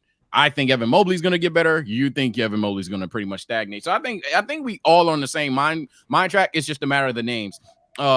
For example, I'm about to start keeping track of these scoot takes, dog, because I don't want nobody in this chat or on here except Omar talking about Scoot if he ever becomes even a good player, because everybody acting like the motherfucker ass, and he will just be ass. I don't think he will be ass. But now, mind you, say I've been consistent since day one with Scoot. You said he's not generational. He's just that's all I'm questioning. The generational change. And that's where I am. I think there's a great healthy, not even medium, maybe above positive between generational and dog bust. Yeah. but these are let me make it clear on the record. I do not think Scoot's gonna be a bust. Generational, no, I do not think he's gonna be. I think these are people who didn't watch a lick of. I think I think these are people who didn't watch Yo. a lick of. I mean, they don't watch. Again, we have this conversation. It's because we're back into basketball talks more now. These are people who just don't watch basketball, and so then they watch these different platforms and get their takes from the different platforms, or they watch the box score and see that he's getting 8 points. Now, if somebody told y'all Scoot was getting 8 points, y'all would say he was ass. But if somebody who was, I don't know, Blazers fan 98 was like, guys, he's getting 8 points because he's getting quadruple teamed every time down the court, it will be a different conversation. Not saying that happens, but I'm saying niggas aren't watching the games to even know why this is happening. Now, if it's bad shot selection, can't understand NBA offenses, if he was getting overweight like Zion, and we're about to get into him in 2 seconds. If he was getting overweight like Zion, if he was, all these things, then that'd be a different conversation. I agree with Damo, and I've been saying that too. Like, everybody can't be good. I hate that sentiment about really Twitter, about basketball. Like, all these people can be good, et cetera, et cetera. No, that is not the case. Some of these guys are some of these guys. Honestly, from day one, there's not going to be too many. I think the best example is Victor Oladipo. Like, okay, he was in Indiana. He was doing this thing, and then he went to OKC, and then it was down, and people thought they were just out. And then he has this resurgence at 25 in whatchamajig. I kind of always like Vic, but you're not gonna get a lot of these guys like that. So I ain't gonna lie. To me, for some of these folks, give me 3 years, man. Give me 3 years. You're gonna have a oh shit, we didn't see you coming season, and then there's gonna be a regress to the mean season. And then it's gonna be okay. That was me with Andrew fucking Wiggins. Let me tell you exactly that. I would say it depends on the opportunity. It circumstances definitely matter. So it depends on the situation that you're in. So a guy like Vic going from Orlando when Orlando was a dumpster fire to going to play with Westbrook when Westbrook was shot chucking, it can be leeway. Some guys can just be being misused. But a nigga like Wiggins, I'm not gonna say Wiggins got better. The nigga just went on the situation that just worked better for him. Like the nigga just went from dumpster fire to NBA championship level team, and it just works. And now look at him.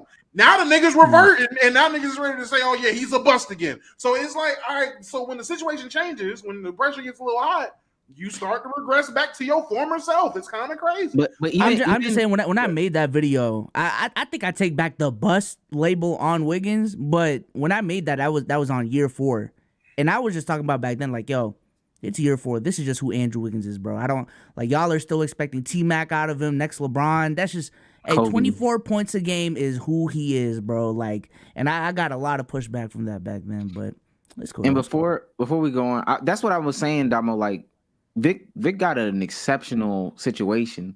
Like, he wasn't bad in Orlando, but he just was a guy that they felt like they needed to trade, which is strange for how high he was picked. And then going to OKC, like you said, that freaky situation. And then it's not like even OKC really gave him a chance. He wasn't the best in OKC. He wasn't like dog shit in OKC, but they just didn't even give him a chance because guess what? The next year they get the opportunity to get Paul George. You get the opportunity to get Paul George, you go get him. So like we're talking about you're talking about a guy who gets traded 2 times, 3 times in like the first, 1, 2, 3, 4, 5 years of his career. Like that stuff like that won't happen. A lot of these guys are gonna be on these same teams for a good bit, and then they might get bounced around year 7, 8, whatever the case may be. Or if not, they'll be like low key trash before that, and then we already know who they are. I'm about to say they end up like Jared Culver or Cam Reddish. Cam Reddish is a guy who's literally been bounced around, and I'm not gonna lie to you. Lately, the confidence is changing. G, I'm loving what I'm seeing from Cam. Cam hitting the shots. He been playing defense. Oh, the confidence not changing. The confidence, the ability to make the shot is changed. That was his problem. He thought he was too confident. He got lucky in that Phoenix game that we got a lot of boards. People clipped up that shot he made. Man, we had like 6 shots going up before that shit, but nobody talks about that. Hey, he literally missed the one before. I'm like, y'all niggas do not watch the game. We missed like 6 straight shots. But I'm liking it. He out there smiling, having a good time. But he's been bounced around and bounced around and bounced around. Jared Culver, no one even knows where the fuck he is. I think that nigga's in Israel. I don't know where he is. Yeah. Who knows where Jared Culver is? I thought Jared Culver. And niggas thought Jared Culver was gonna be like that. That nigga's playing in West Pakistan. This shit's crazy. And that's what Biso just said, and that's another situation. I go lie. In any other world, DeAndre Hunter would just be like on 4 different teams. You can't stay healthy, son. Okay, and then you got some inconsistencies, especially for how high they drafted you. You would be left, right, and sideways by now. But you going on? Oh, he's 26 now. All right, damn, that nigga's like, that's an old nigga. I didn't know he was 26. I know he was 26. I thought he was 25. Damn. I know that's 1 year. I know that's 1 year, but I thought he was 25. I know. He must have spent 4 years at Virginia. Then that's what that means. No, he spent 2. Old ass. Oh, he was 20. No, he's He was just been 20 in the going league into for a minute. college. That's Yeah. Oh good. my. Oh, he was Come 20 on. going into college? Yeah, old ass Oh, he nigga. came out at 22. Left back. Okay. Left back. Oh, But that no, nigga reclassed 3 times. God damn. come on. That's a guy that like in another world he would be. Come on, man. But I mean, just because He's graduating with me. What the fuck? Wait a minute. that's Damo. The nigga's 97. All right. Yeah, the nigga is. Oh my God.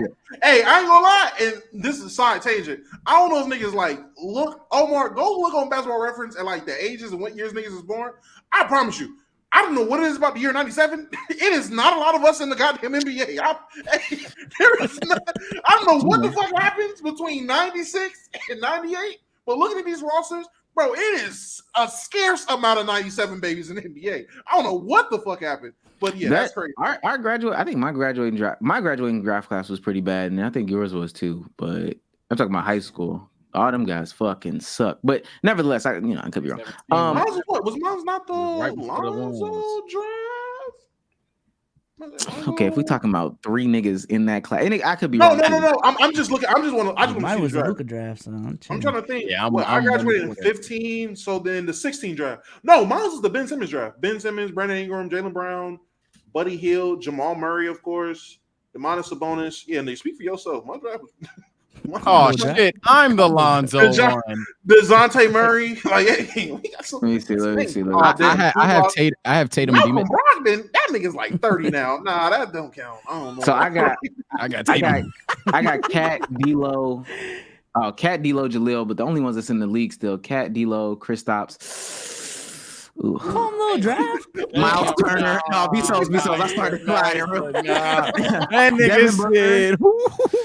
Pascal Siakam down here. I'll say this because I'm looking at his name. Yo, prayers up to Kelly Oubre. I ain't gonna lie, that shit was crazy news. Oh yeah. But man, Yeah. You got hit by a car for those that don't know. Yeah, run too, bro. Yeah, hit and run. Broken ribs. He's gonna be out for a minute. Hopefully he's okay. Torian Prince is my age. Yeah, he's a terrorist. Shout out to De'Aaron Fox for saving me in this argument because goddamn, otherwise it's just demons. Hey, De'Aaron, my boy. Let's get it. Because we spoke about him in that 25, under 25, whatever the case may be.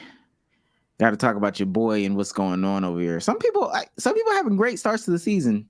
Some people are having rough ones. Last thing before you hit. Oh fuck. About how the offense is a little bit different for you this year than it was last year.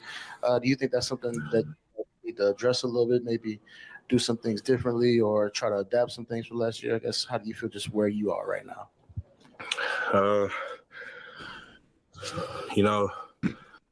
Like I said last year, we had a team meeting. And we brought up some things that I can, bro. Especially like with buying into the program. And right now it's tough right now, but like I said, right now I'm taking a little back seat right now. Y'all annoying. And I'm trusting the process. I'm trying my best to buy in right now. I hate. Why does this nigga talk like Baby B? What the fuck? What is this? Nigga talk like a wrestler. Listen here, brother. Yeah, tonight. What the fuck? Nigga having gumbo with drugs. Nah, bro. Inside hell in a cell. Yo, Omar, you was 100% right. This nigga didn't lose no weight, bro. I should have known. I ain't gonna lie. When I seen the videos, of this nigga working out in the kitchen, that was like a red flag. That should have been a red flag right there. This nigga might not be losing weight. He working out in the kitchen. When Mariah Mills was like, this nigga got soda cans in the bathroom, that was a telltale sign. This nigga's eating problem. I just gave him too much. That's my Carolina nigga. I gave him too much leeway. This is it. I just want to say that I just like what the fuck, nigga? Didn't y'all get done playing 30 minutes ago? nigga showered, got dressed, and I don't know if y'all saw, he had a bead of sweat coming down his head. Zion wears a size 52 pants. The problem, first of all, you know what's crazy? We talking so much about the other stuff. The words he said was crazy. I'm trying to fit in. Yo, go play basketball. What are you talking? Y'all got to listen to when these players talk. I know some people out there might not be podcast people as we're on a podcast, but go listen to some of these niggas talk. They be telling on themselves because we're going to be looking back later on this season and be like, I guess he couldn't fit in. What the fuck was he talking about? What is the struggle to fit in? There's an I think he was just trying to get through the fucking interview, dog. I ain't gonna lie. Like, he was trying to catch his breath. Hell yeah. Hell yeah. Yeah, man. I'm just trying to fit in. I'll tell you what it is. It wouldn't be hard to fit in if your ass fit in the gym and got fit, nigga.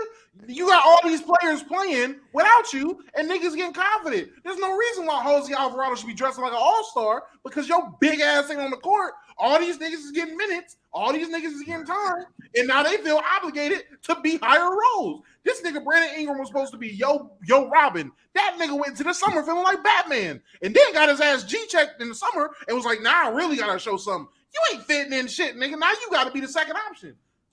Stop eating. Get them soda cans out your bathroom, nigga. Hey, Zion, if you see this, stop drinking soda on the toilet, nigga. Stop working out in the bathroom. What soda you think? I know your fat ass ain't really talking. I'm waiting for them comments. I know them. Yeah, them comments are tricky. Imagine this nigga calling somebody fat. Imagine who the fuck talking. Hey, now mind you, they fat too on the thing. What soda y'all think Zion drinking? Great. Dr. Pibb. Fanta. Dr. Pep and Greg. Easy. Great. Big K. Yo, we need that Pelicans intern again, Omar. Remember that the 2-man pod we did? Bro came up, snitched on Brandon Ingram, bro. Hey, listen, nah, man, he be smoking all the gas. Yo, what are you talking about? Yeah, I see Brandon Ingram last summer. I know he be smoking that good Louisiana shit. Whoa. Why he snitching? What the fuck? God damn. Nah, that's crazy. Damn. Just came up to tell on the nigga. That nigga threw a towel at him. That's what it was. Nah, I ain't gonna lie. And it wasn't really much to talk about there, but yeah, that boy is big. I don't know what to say. Nah, bro, fat. It is what it is, bro. Fat as hell. I ain't gonna lie. I always say it seems like he can jump. What do you say? Bro, fat, bro. Bro, fat as hell. I ain't gonna lie. He's chubby. Boss here. All troll aside. All troll aside, buddy big. That nigga went on Gil podcast and just lied to the world. That's don't guess me for this one, but that nigga fat. No. Why do you keep doing that? I ain't gonna lie. Yo, Omar last time was so nasty, dog. Oh my god, bro. I ain't gonna lie, they hate you, Sage. I don't know. There was no. I heard about that shit. I tuned in. I'm like, I'm getting cooked for no reason. I didn't even know anything. Them niggas hate my guts. I don't even want to tell you how the actual trolling started because it's actually nasty. Shout out to Zach. Freak a mink ass in the fucking chat, bro. I didn't see how it started, but nah, it's nothing new, bro. I don't even be doing nothing, man. Damn, it is, bro. Okay, since it is expansion season, y'all know the WNBA. They got their expansion to Golden State this season. They're coming to the Bay Area. Shouts out to the WNBA. Keith Smith announces on the Celtics Knicks broadcast, Adam Silver once again all but confirmed the NBA will expand after the new TV deal is done. Silver talked about a couple of cities in the U.S., but mentioned Mexico City and Vancouver and possibly Montreal, who he said has reached out to the NBA, as other cities in the league has interest in. I'm not going to just reading that. If I remember correctly, NBA players used to hate going to Montreal. When not Montreal, Vancouver. Yeah. Montreal. They fucking hated going to Vancouver. Yeah, I don't even think they're the biggest fans of Toronto series. I forgot what team it was, but I remember there was a not outcry, but heavy complaints about Toronto's enough. Going to Toronto's crazy. Because I think they said Vancouver is like the farthest. Yeah, I'm looking at it now. Vancouver's the west, like super west coast. So if you're traveling from like Miami to Vancouver, it's extra Oh long. my god. Oh looking my at it. lord. Wait. Look. This is the map. So if you was in Miami, you would be down here at this bottom right here. Vancouver's an island? Yes, bro. You Yeah. go up here. Oh. Yo, imagine you got a back-to-back. You got Miami then Vancouver. Oh, wallahi. Yeah, that sounds awful, dog. That's a scheduling thing. Yeah, nah, don't go to Vancouver. Honestly, Canada don't need no more teams, bro. Leave Even Canada alone. Mexico. I don't know where Mexico City is. It might be like somewhere mid right here. I think Mexico City be. Well, okay, so who's the most northeastern team? Like New York and shit? Boston. There's one above them, right? Boston. Boston. God. Sage hate y'all. I ain't gonna lie to you. I But I just mean, completely like Boston. Apparently That's not as bad to me. That Miami Vancouver is crazy though, but I probably wouldn't go for Mexico City. But it's a lot of issues or obstacles that you run into when there's Ooh. Nah, Mexico City, that's way more south. It's way more south than what I was further talking south. about. I ain't gonna lie. Cook my geography. Where that bitch at? Does the game have to be global? Let me chill. He's saying it doesn't have to be global after keeping it in North America. Let me find this bitch. I thought it was like it's still North America. This is the start, but I'm just saying, man. I get it. The game and the brand could be global, but do the teams need to be global? I don't think so, man. It's a domestic team. I ain't gonna lie. I'll expose myself right now. I thought that bitch was near Nevada. Oh no, I thought that bitch was up. I thought it was up. Yeah, I thought it was way up. Yeah. I thought it was more up. Oh no, that's worse. Thought it was damn near another Texas team. Damn, that Portland Trailblazers Mexico City game is crazy. That Vancouver. Oh well, if they only bring in Mexico one, City. Nah, that's crazy. Because Bro. it sounds like they're adding both. Vancouver to Mexico City. Vancouver to Mexico City is It's outrageous. That's why the NFL ain't pulled the trigger on that. Oh wait, London no, thing. They can find over there, but Vancouver's not on the island. It's like on the coast. It's not on the island though. That's the island. What you talking The about? island was on the coast. No. There's a Vancouver island, but Vancouver isn't the island. Like Vancouver is its own providence, like on the coast though. Vancouver Island's a part of it, but it's not. Yeah. So it's in the same place, relatively speaking. Vancouver is in British Columbia, Canada. I'm about to say So that's the wherever problem. It's in the same place, relatively speaking. It's just the island is No, to the it's left on the of it. coast. I'm saying the island is on the left of it, but Vancouver is still mainland. it's like a cruise ship. From what I'm seeing, I'm just saying. I No, pulled that I see bitch what up you're on the saying. map. I'm not saying I pulled that bitch up No, on the no, map. That's how I got it. It's still. I see what you're saying. That bitch is still far away though. Yeah, that's still. Hey, you're not wrong. But I This will is- say the that's Blazers aren't mad. I'm not saying the Blazers won't be mad. Oh, the Blazers are like, let's do it.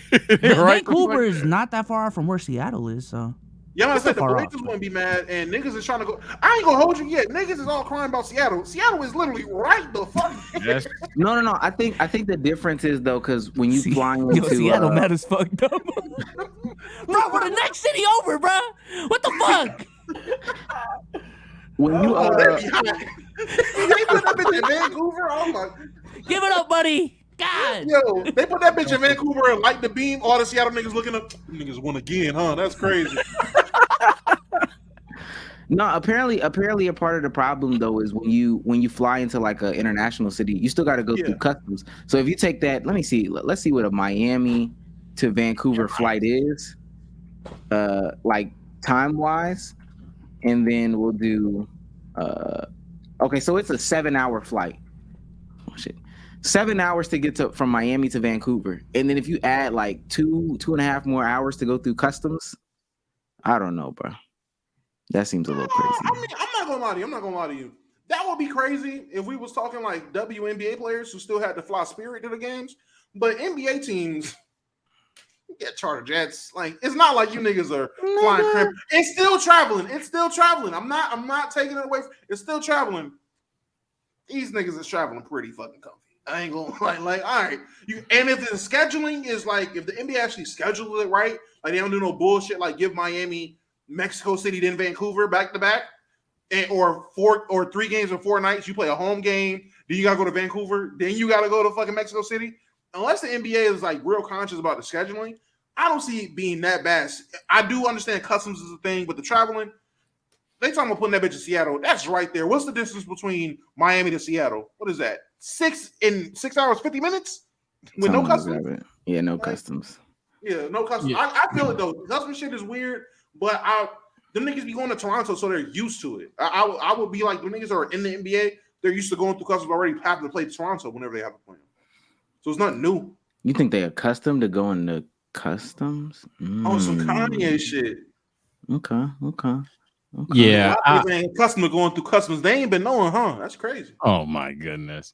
Yeah, I think I'm gonna be with Dom and actually take my Vancouver hate train back. Mexico City still crazy to me, but yeah, because at that point it's kind of bordering Seattle, and Seattle borders Portland. So yeah, that's probably like a couple hours of travel time for sure. But I just nigga, it's 1 extra hour. Lock the fuck in.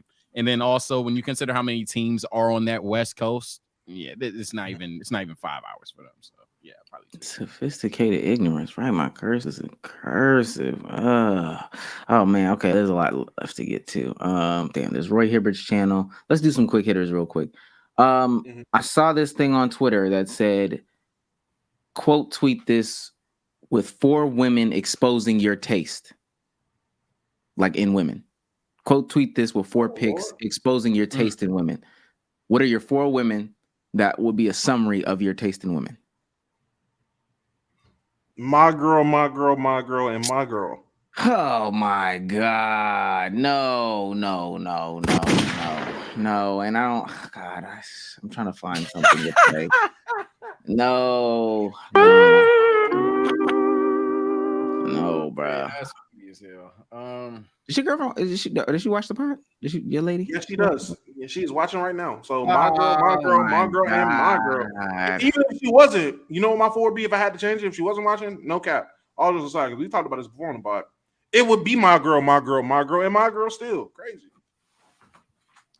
Now, if I fucking said that, oh my God, if I had a girl and I said that shit, I'm holding the pod back. Get off that nigga dick, bro. Oh, I'm hating. And yes, I'm hating, bro. This is crazy. Oh my fucking God, bro. Hey, I'll hold the pod back. I'm hating. I'm 100% hating. I'm not sleeping on the couch tonight. That is some bullshit. That is some genuine bullshit.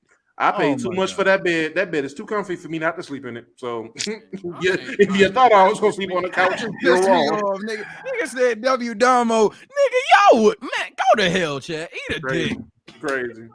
Crazy. Sage, who is your 4? Hold on, I'll change my shirt. Okay, well, let me go through my 4. Mine is Rachel Ray, Amy Schumer, Octavia Spencer, and Jennifer McCarthy. Mine will probably be Shigo. No, I don't know. Don't try to come and troll now. You like your bed, right? Don't come. I do like my bed. And these niggas aren't here, so I'm not gonna hold the pod back just waiting or debating yours. Yo, listen, cool. Mine will be Shigo. Mine will be Nani from Lilo and Stitch, the big sister, big Nani type shit. Mine will probably be. Let me think. Who's another? Chad, give me some bangers. Lola Bunny. Lola Bunny is up there. I was gonna say, you sent a lot of pictures of Coyle Ray in the group chat. No, I didn't. You're sick. You're sick. That's crazy. What are you talking about? That's insane work. You trying to do that to me? No, I didn't. Oh my gosh. You know what's crazy? Even if I did, my girl built like Koi, so it was inspired by her. Oh my God. Oh my fucking God, bro. My girl petite like Koi, so it was inspired by her, if anything. I should have said something more flagrant. Yeah, look at you. I hate this nigga. Damn it. Didn't you say Kazumi? No, let me stop. Well, that's crazy. Bezos, Kazumi. There's a tweet going around. 4 women that expose your taste in women. Okay. I'm gonna go Corinna Kumpf. Oh wow. Yeah, I'm sticking to my guns. I'm staying on business. I'm gonna go Vanessa Hudgens. Okay.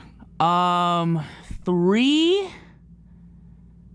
Damn. Lotto. Oh wow. Okay. Okay. Fuck. And then 4, Lana Rhodes. Yeah. No dark skinned women. I'm just being honest, man. I would have thought you said Mariah the Scientist because you be on Mariah Scientist's body, but okay. She's up there too. Sage, give your 4. Shit, I ain't gonna lie. Now I think about it. I ain't Winter Soldier. Nah. Fuck it. He's gonna have the ball. Cardi B, Rihanna, Tia Corinne, Sasha Banks. Easy. That's it. Expose me. Easy fall. Tia Corinne. I'm liking it. Damn, you didn't say Ice Spice? Nah. Ice Spice is the greatest artist of all time. I didn't say that I'm attracted to Ice Spice the most in the world. She's just the greatest artist.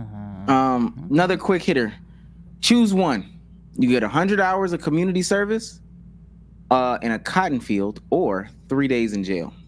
3 days in jail. I see 3 that. days. 100 hours is 3 days. crazy. 3 days in 3 days in jail. What the How many fuck? shifts is that? I know how that jail shit can get down, but All right, I tell like you what. 13 shifts? Just I not tell- showering. Fuck it. I tell you that what. ain't even about cancel me. I got too much pride. Be out there picking cotton for 100 hours for free? Hell no. That's a pride thing. I swear to God. I can feel my ancestors. And I assume it's in the summertime. You're not picking cotton in the winter. I can feel the sun beaming on me with the disappointment of my ancestor. Picking cotton for free for 100 hours? Oh. Nigga, it could somehow be snowing. Every snowflake. Oh, God. So should I try to make this into a Asian type thing to make it? I don't know. Picking I rice- don't know. picking Yeah, that's what I was rice gonna say. grains? In the rice fields, My grandma does own a rice field. Like, no This joke. is So, crazy. That's crazy. I'm All still right, so in what if- jail. I ain't gonna lie. If I switched it, if I said instead of 100 hours, it's only 40 hours in the fields, but 3 days in jail. I'm not gonna lie, it's gonna, it's gonna take a lot for me to pick cotton. Jail, bro. I ain't gonna lie, you probably kill me before I ever touch cotton, boy. I ain't gonna lie to you. That's For free? I can't. I'm allergic. I can't do The that. cotton? The cotton. Yo, stop. God damn. I got a think quick this hitter. one. Okay, go ahead. Oh, I'm gonna say, yeah. I got a quick hitter. All right, bet. So Sage replied. I don't even know. Got to pull my screen up. Sage replied to something earlier, and it got me thinking because a lot of niggas don't work, and I could tell. This was it. Yeah, that was my next one. That's what you about to bring up. All right. Yeah. Bet. But it was I'll quote bring it up. tweet with. Go ahead, bring it up. It was quote tweet with the worst work or your worst 9 to 5 opinion, right?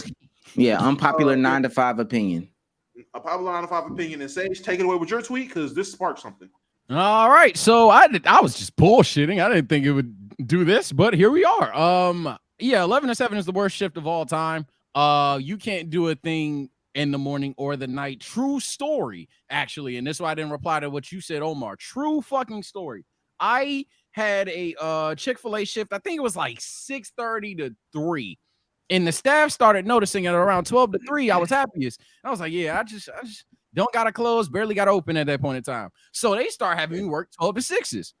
I wanted my hours up. Worst decision I ever made. Once that 12 to 6 expanded to 11 to 7, I wasn't ready. I was not ready for basically my entire life to be work. Yes, you have a part of your evening. Yes, you have a part of your morning. But I think that's why I think it's the worst. And with other shifts, you can have one or the other and have a consistent routine. There's, especially as a college student, and I know that's kind of getting off the rails, but especially as a college student, you don't have any time for anything. When you get off at 7, you probably got one class to go to. Then you got to do your homework, and then you got to sleep, wake up. You're waking up early enough to go to class. You're not waking up early enough to like work out and shit, and you're cooked.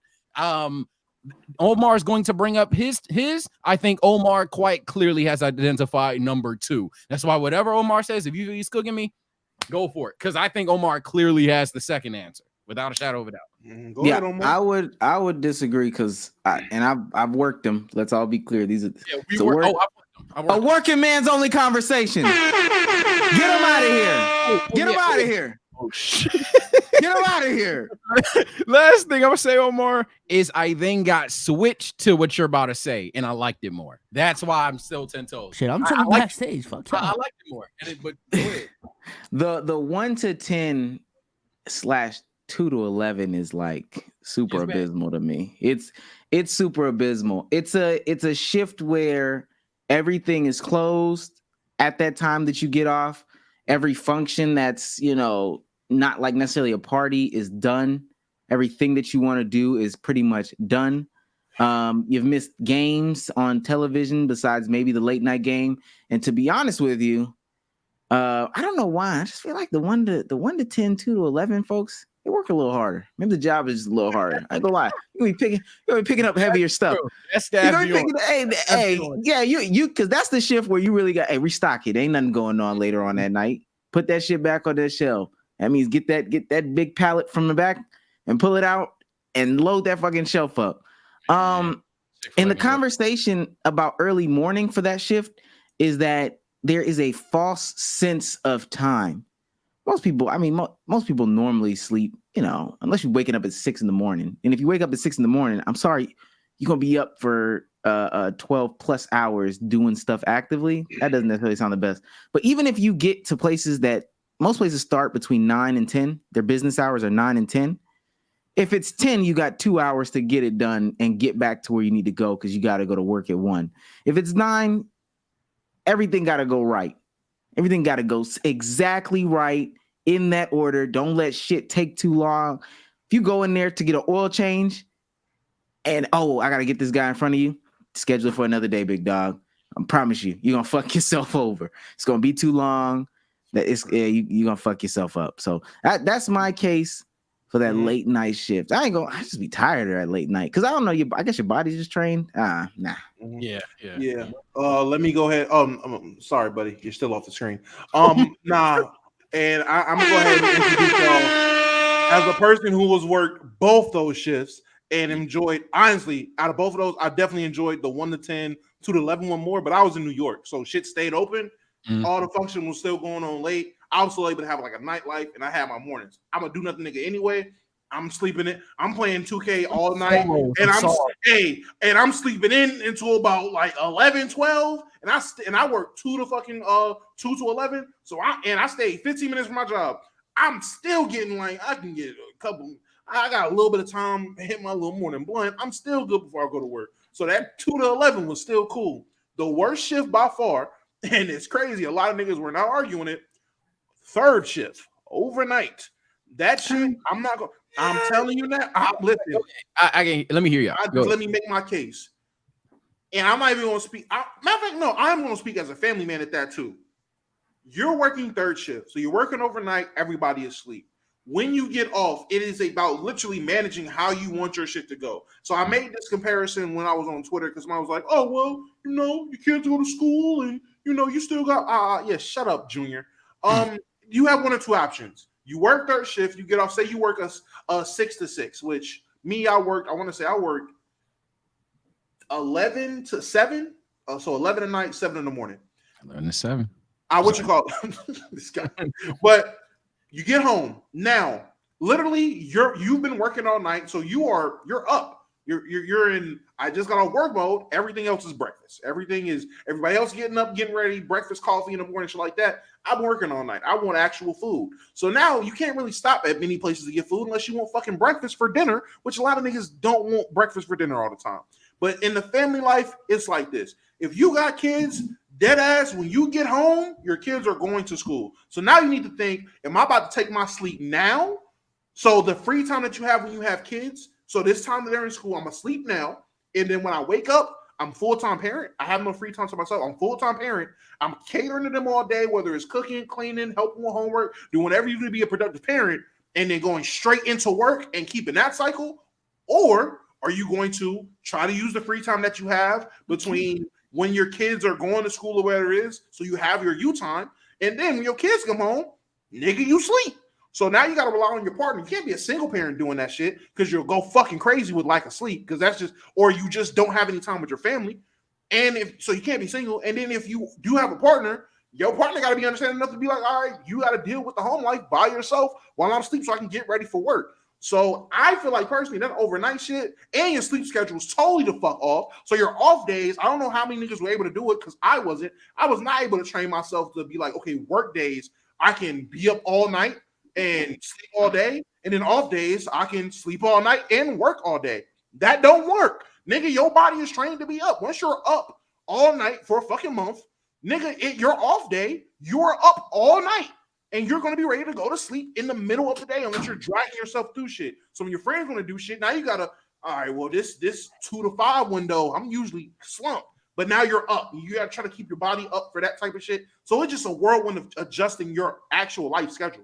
That shit's awful to me. Yeah, it's that shift. The reason why I didn't consider that one is that shift, and this applies to all of them. Fair enough. Mickey argument. I think that's the biggest shift though. Like for certain people, some motherfuckers love that shift. I've heard motherfuckers say, "I love the overnight shift." They I was that literally guy cool with first. that I shit. was Yeah. that guy So first. so you're not wrong. Nothing you said, honestly, I don't even have a pushback at all. Like I don't have a butt incoming. I don't think you're wrong. It's just some motherfuckers love that shit.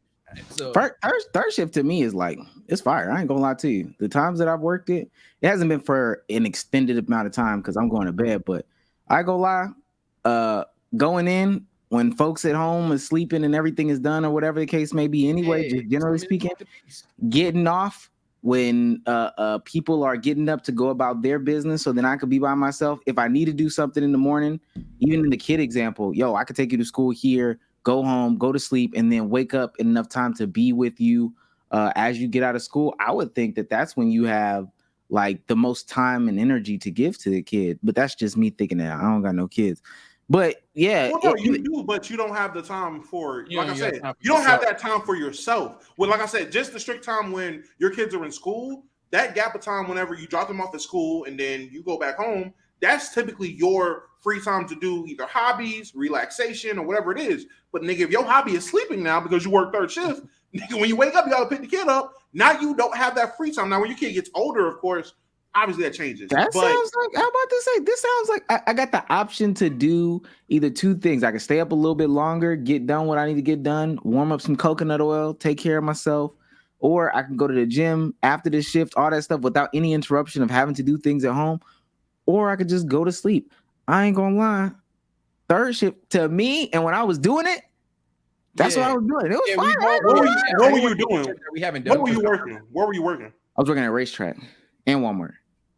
Okay, yeah, I did it. I was working at a chicken restaurant and construction. So yeah, that shit was We're working at a the little, construction shit was hell. I ain't gonna lie. I don't know how I got through that little, shit. No, little I mean Mexican restaurant. the construction would have been hell. I ain't gonna lie, no matter when you work. Yeah, no matter when you worked it, that should have been hell. Yeah, But yeah. But now that'll be the final conversation. In terms of like occupation, what would change your answer in terms of your hours? For me, I ain't gonna lie, y'all hit it on the head. Construction, knowing all day, hot, beaming hot sun, 11 to 7. Yeah, get me out of there, bro. Give me some night shift when there's not too much pressure or anything like that, maybe fast food. Nah, I'm chatting. I'm about to I say ain't got now. food. I worked third shift on two different jobs: the construction and the ghetto chicken spot. And I will say, I have still yet to have a job that was more fun than ghetto chicken spot at third shift. Down the street from the HBCU, that's when I was working literally right down the street from NCA&T. Oh my god, the shit that would just happen because it's late night. Oh, this shit was fun. I could bump music because there's nobody in the store. It's just drive through. I could bump music. My manager and my other coworker were hella cool. We sit around watching, talking about anime and shit. The shit was smooth. Just didn't get paid for shit. The pay was shit as hell, but you got free food and I got free entertainment. And I had no responsibilities. That's back. Oh yeah, that was opening at Chick-fil-A was chump change. That shit chump. 6:30 to 3s was light work. I will say this, and that was gonna be my thing. Two things from my experience that are like shift dependent: working at a restaurant and working at the gas station. The gas station at 5:30 in the morning is fucking abysmal to me. Mm-hmm. Only specifically the ones that you're at. If you're at that gas station off that busy intersection, everybody know they in their town, city, whatever, they got that super busy intersection in the morning. The construction workers are stopping, the 9 to 5 people are stopping, whatever. Man, you are going even past lunch, because I ain't gonna lie, it doesn't slow down until shift change, and that's relatively speaking. So you were just going, it's bullshit. I remember at racetrack the first time I had seen it, and I had seen this shit at Chick-fil-A too. Yo, if you spill coffee, you just keep it going. I done seen so many niggas spill full pots of coffee on themselves. I'm talking about piping hot coffee because we're just moving that fast. And in them jobs, we just moving that fast, bro. No, yeah, that shit is ass. And then with the restaurant thing, if you get it at that right time where it's just too booming, like early in the morning, it's pretty chill. You get your 2 to 3 people or whatever. You get big tips because everybody's, it's a little quick lunch thing, big tip or whatever. Late at night, fuck no. Too much going on, too much arguing, too much bickering, too many people coming in to actually eat food. That's to me, those are the shift dependents. It's too dependent on that. That's fair. That's fair. And that's fair. That's what almost got jumped by the 3 gay niggas. I ain't gonna lie. You were right. I remember that story. And that third shift at the gas station, it's pretty cool. You see the most outlandish people come in. It is restocking and stuff like that, but just outlandish people. You just, you might get the person that's doing drugs and they come in at 3 a.m. trying to get, a fountain drink. Other than that, it's pretty chill. As soon as it turns 6, at 5:30, they coming in for that job, man. It's hell. I do have another one. B-Souls, you can participate. This no longer has anything to do. I was chilling. You really got the Celtics. Dame is shitting the bed. Jordan Poole is still underperforming. I thought y'all were in again. I played the Knicks tonight. Yeah. This is from my good friend Nasty Nas. Shouts out to Nas, man. Ricky G says Jokic is the best player in the world right now. That's b-ball truth, and every NBA player would tell you that. That's not a knock on Steph, Giannis, or any other superstar. Emotions is a killer. Nas says, how do y'all actually determine who the best in the world, or who the best in the world? Because to me, it seems as though y'all just call whichever superstar who most recently won a championship best in the world, and that doesn't make sense to me. I think this is important. Because right now, and I think going forward, this is what we'll see for NBA seasons to come. There's a lot of outlandish numbers right now. There's a lot of outlandish numbers right now. So how are people determining best in the world? I'm gonna be honest. I don't. One, recency bias is a part of it. Winning bias is a part of it. I think the biggest year that was the most prevalent was when Kawhi won it, in my humble opinion. But for me, the way I rank players, it's not really like a set criteria on what you have to be the best in the world. I think it's just relative to the competition, and like you just this or that type shit, and you just kind of figure out the rankings that way. So I personally don't have a set criteria.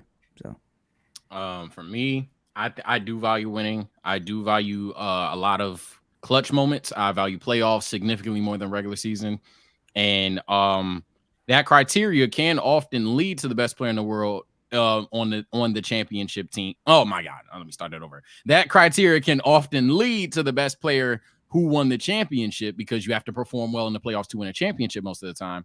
However, that's not always the case. And I don't unfairly criticize players like a Luka, for example, or when Ja got injured against Golden State, for example, and these motherfuckers is averaging 30, if not 40. Or like Devin Booker, I wasn't harping on him still potentially being worse than a D-Mitch because he didn't win the championship when he outperformed pretty much everybody out there. So I think the problem though is people like change. If I have to speak for the general public, people like change. People don't like the same name being repeated. It's why the MVP award is total bullshit because Kellerman hit it on the head. Shout out to Max Kellerman. A mission on first thing.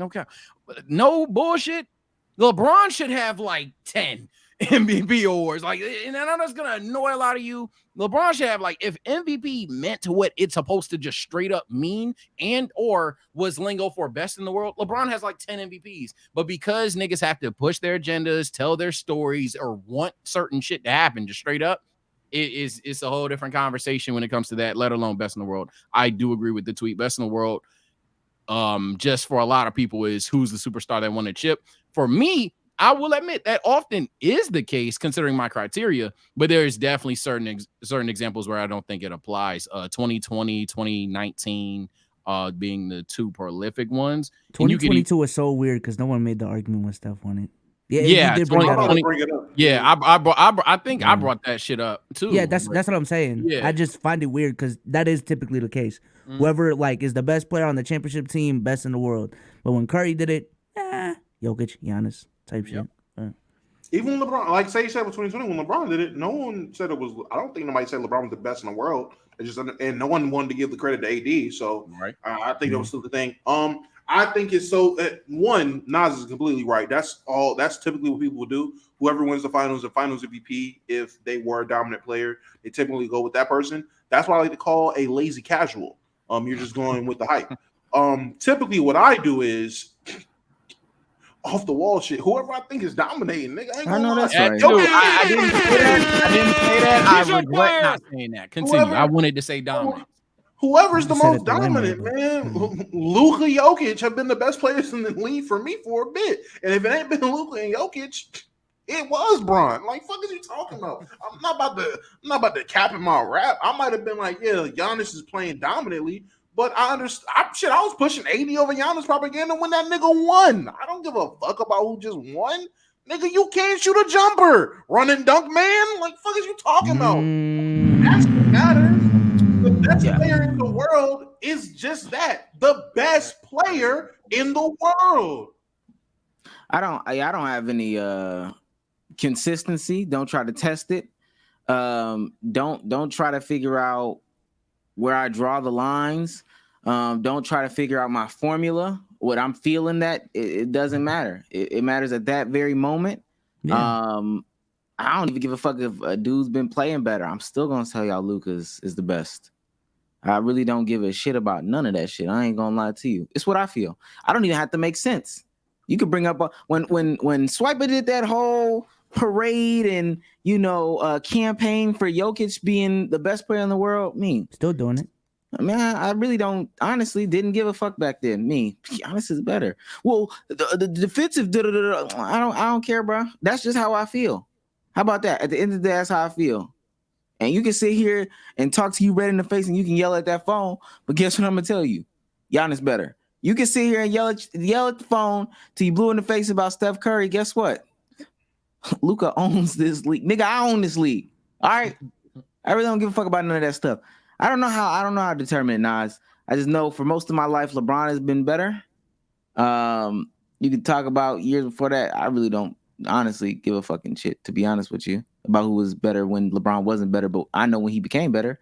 And then you dibbled and dabbled throughout the rest of my life. But yeah, fuck all that shit. I think the last 4 years, if there's something this generation or era of basketball is going to be remembered for, it's how uniquely open the best player in the world is. But in majority of NBA history, I don't think the tweeters would survive, because in my personal opinion, the best player in the world doesn't shift that often. I mean, it's quite Jordan, Hakeem, Jordan.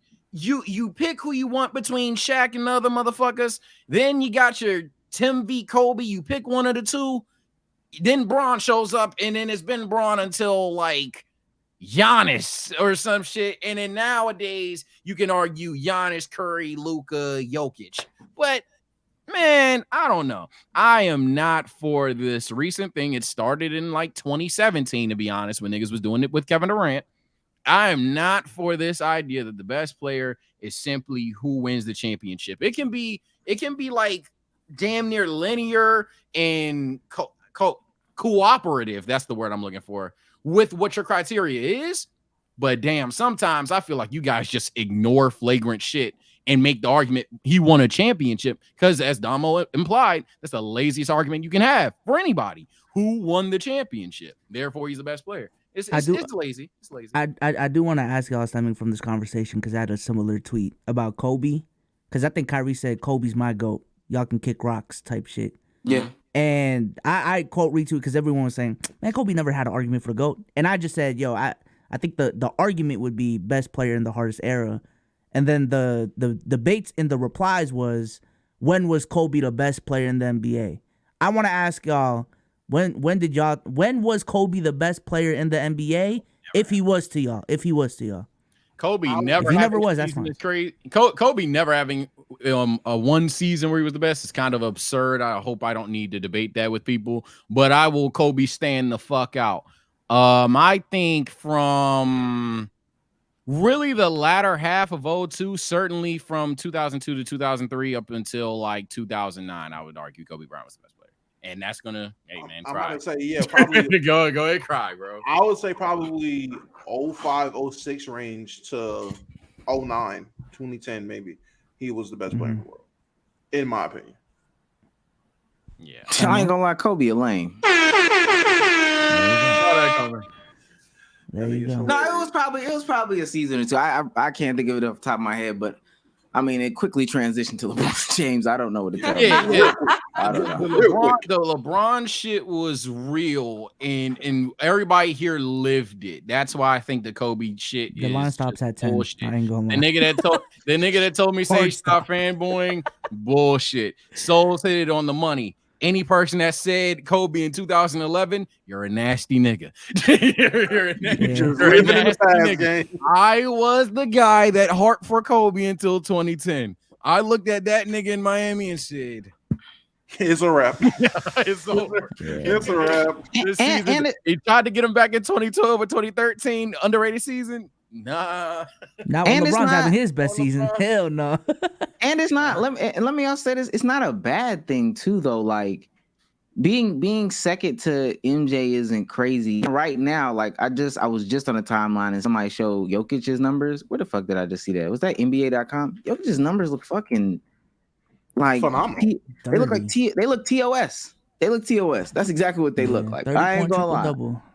Pretty much. But even how he ranks comparatively speaking in the league versus like other players, like it looks TOS. And if you come second to that, What can you say? Yeah, Yeah, that's that's fine. To fine. that. Game is game, nigga. Like it is what it is. I don't know. I don't know if bro. that's a comment to the Kobe shit, because I was even thinking, okay, fine, he didn't have like a long stretch of him being the definitively best player.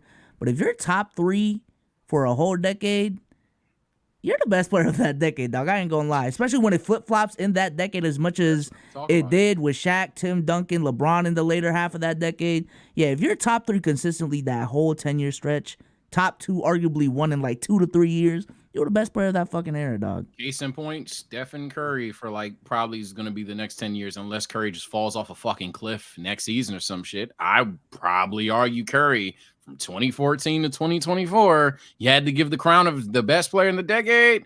You go Bron because either you like the peak, or you go Steph Curry because he was good the entire fucking time. Shit's crazy. Yeah.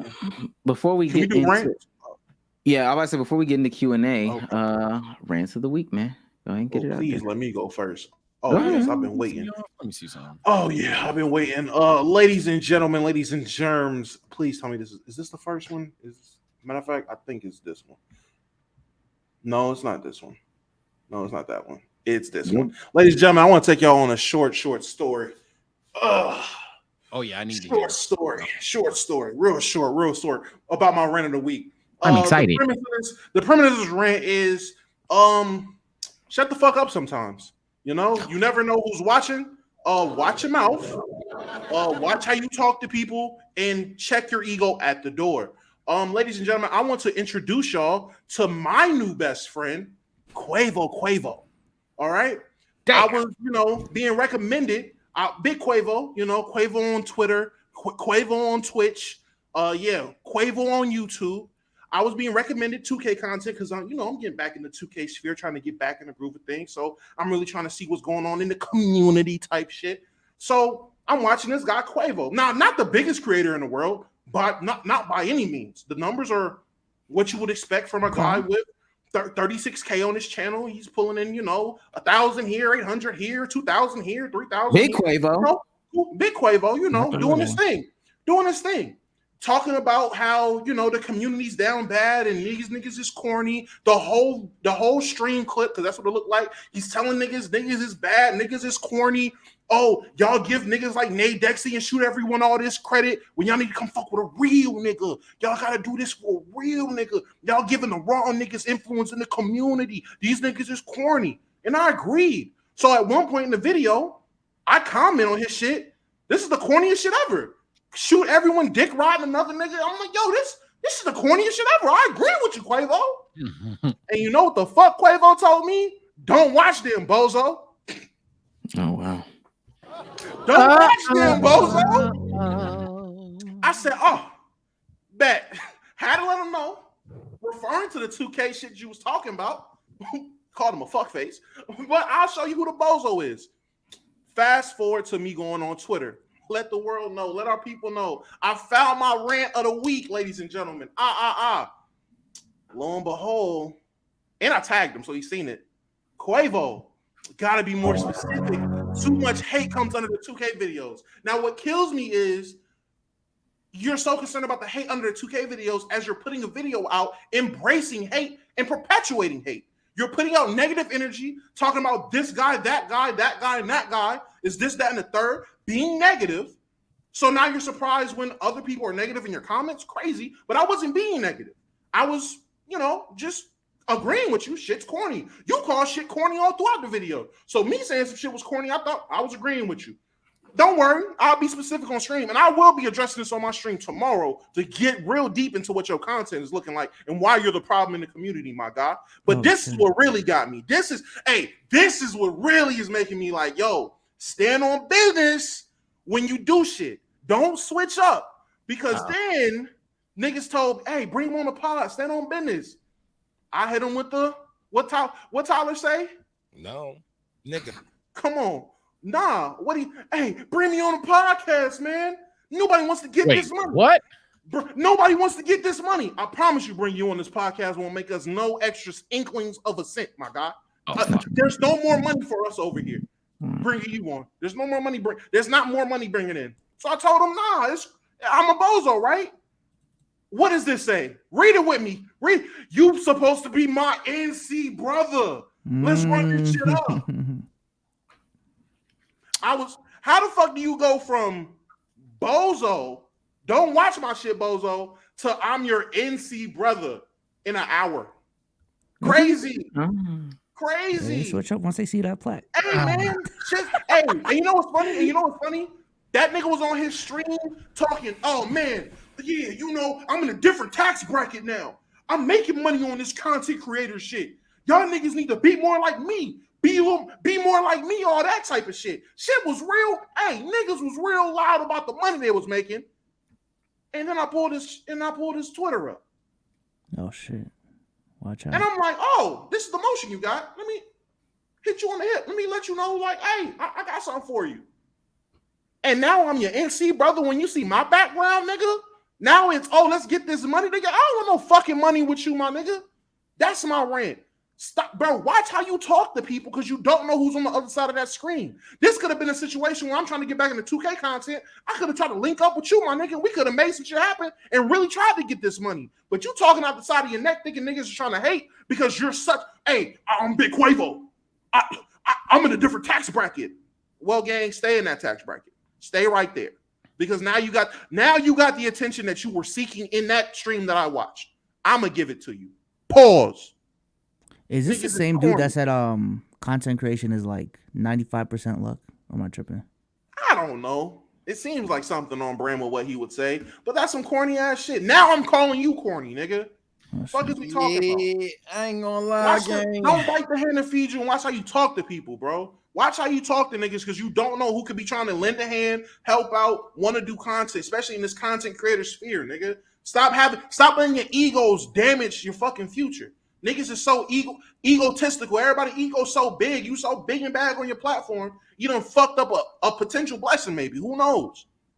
Have fun, Quavo. I'll see you soon. Nah. I just this, man. The only thing I give, bro, because as your story went on, I went from like 80% on your side to 99.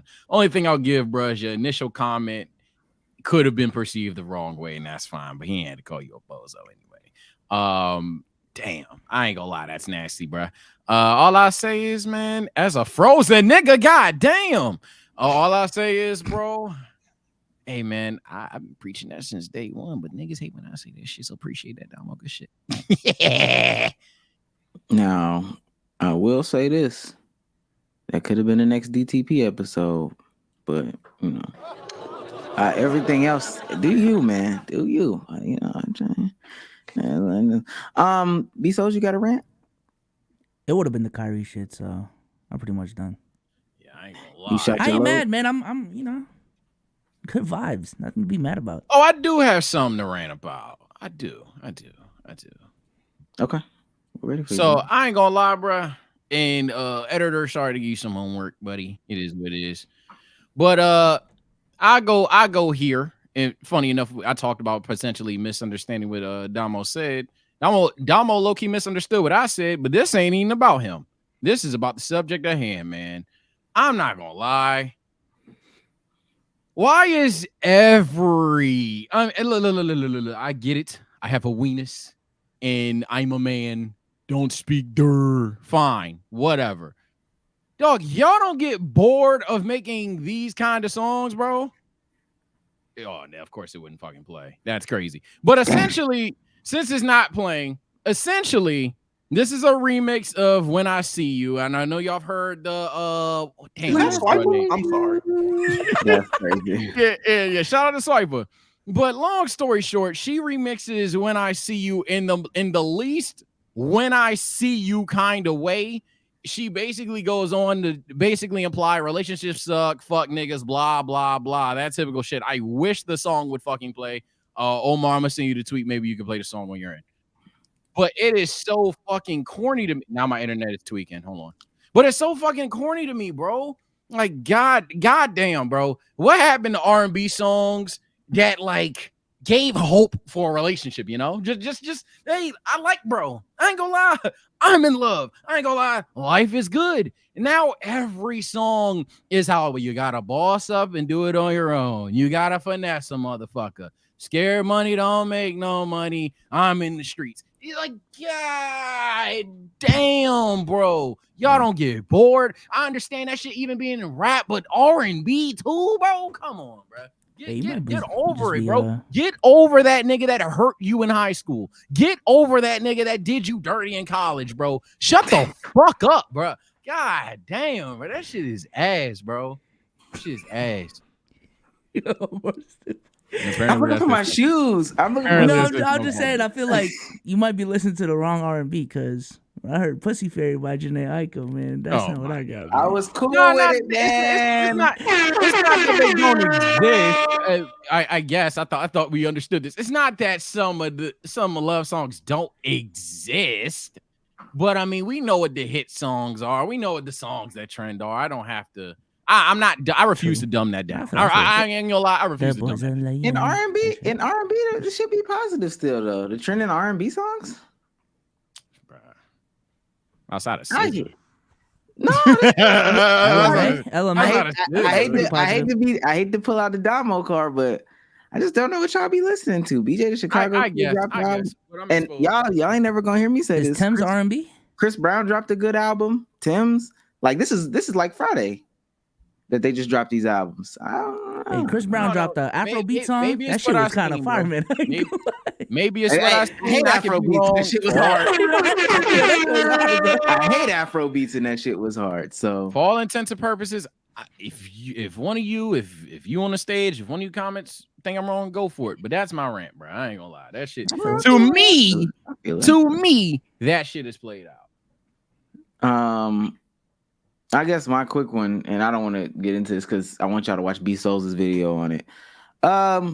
Lame dude that tried to come at Rusty. Rusty Bucket. I just heard about friend of the show, Rusty. Family of the show, Rusty. He's on fire. Oh, I did see this.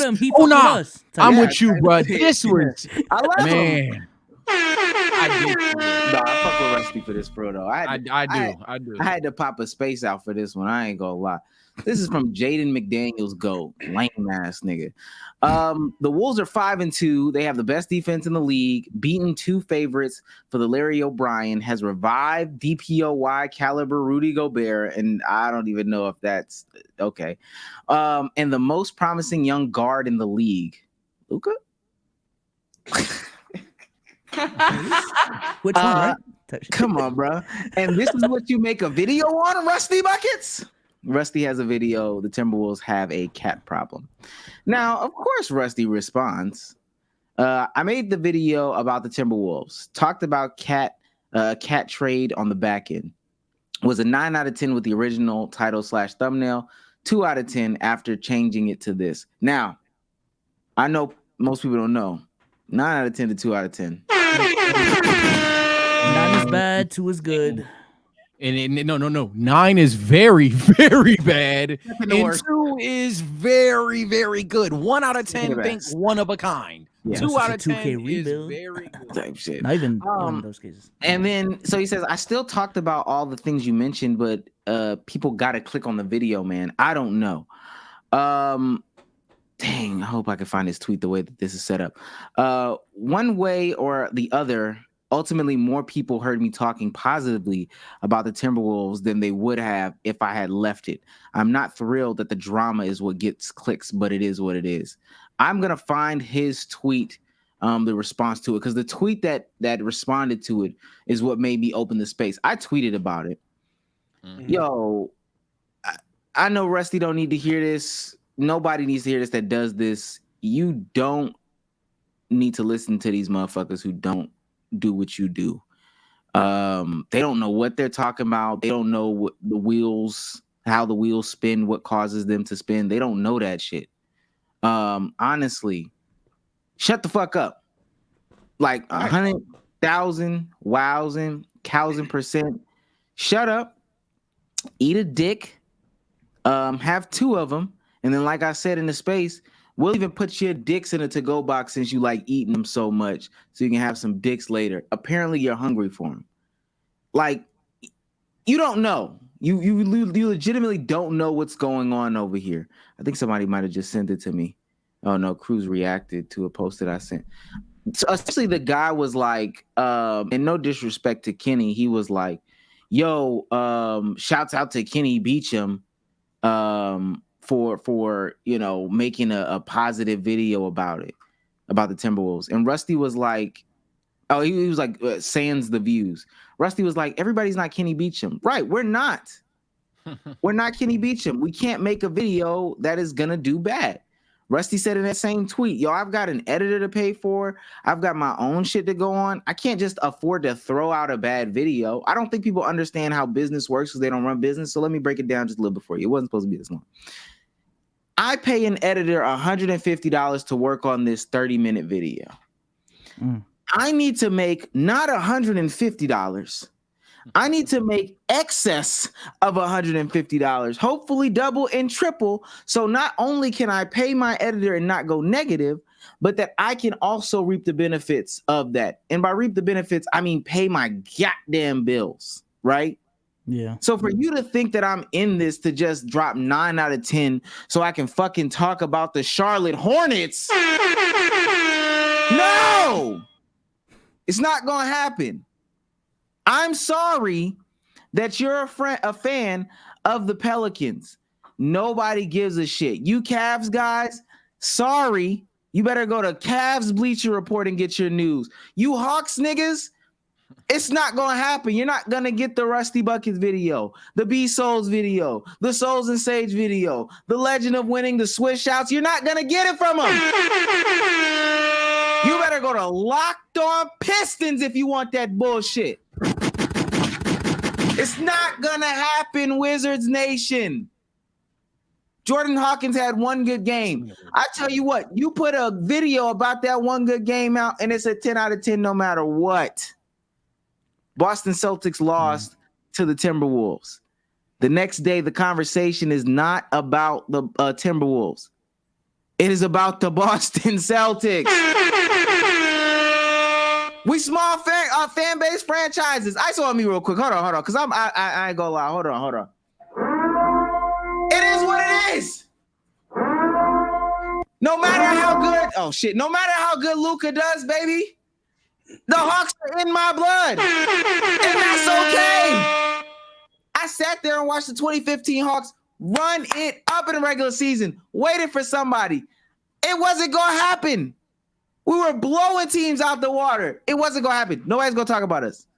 So unless you get in those places and spaces that are catered towards you, stop waiting for Stephen A. Smith to talk about your team seriously. It's not going to happen. You can win the championship. The champions from last year get less media coverage than the goddamn Lakers. The same thing sucks.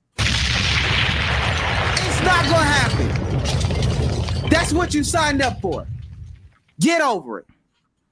Yeah, that's why the fucking because I don't know if y'all remember, but when the Lakers and the Nuggets played last season, like everyone's complaining, bro, where's Bleacher Report, man? Post about the fucking Nuggets. Bro, y'all need to realize, man. Number one, they actually did. Number two, if you want to talk about the Nuggets so damn bad, watch Nuggets on Rocks or whatever the fuck their page is. I don't know, just yeah. I just made that up, buddy. Nuggets on Rocks. I ain't gonna lie, they gonna kill you for that one.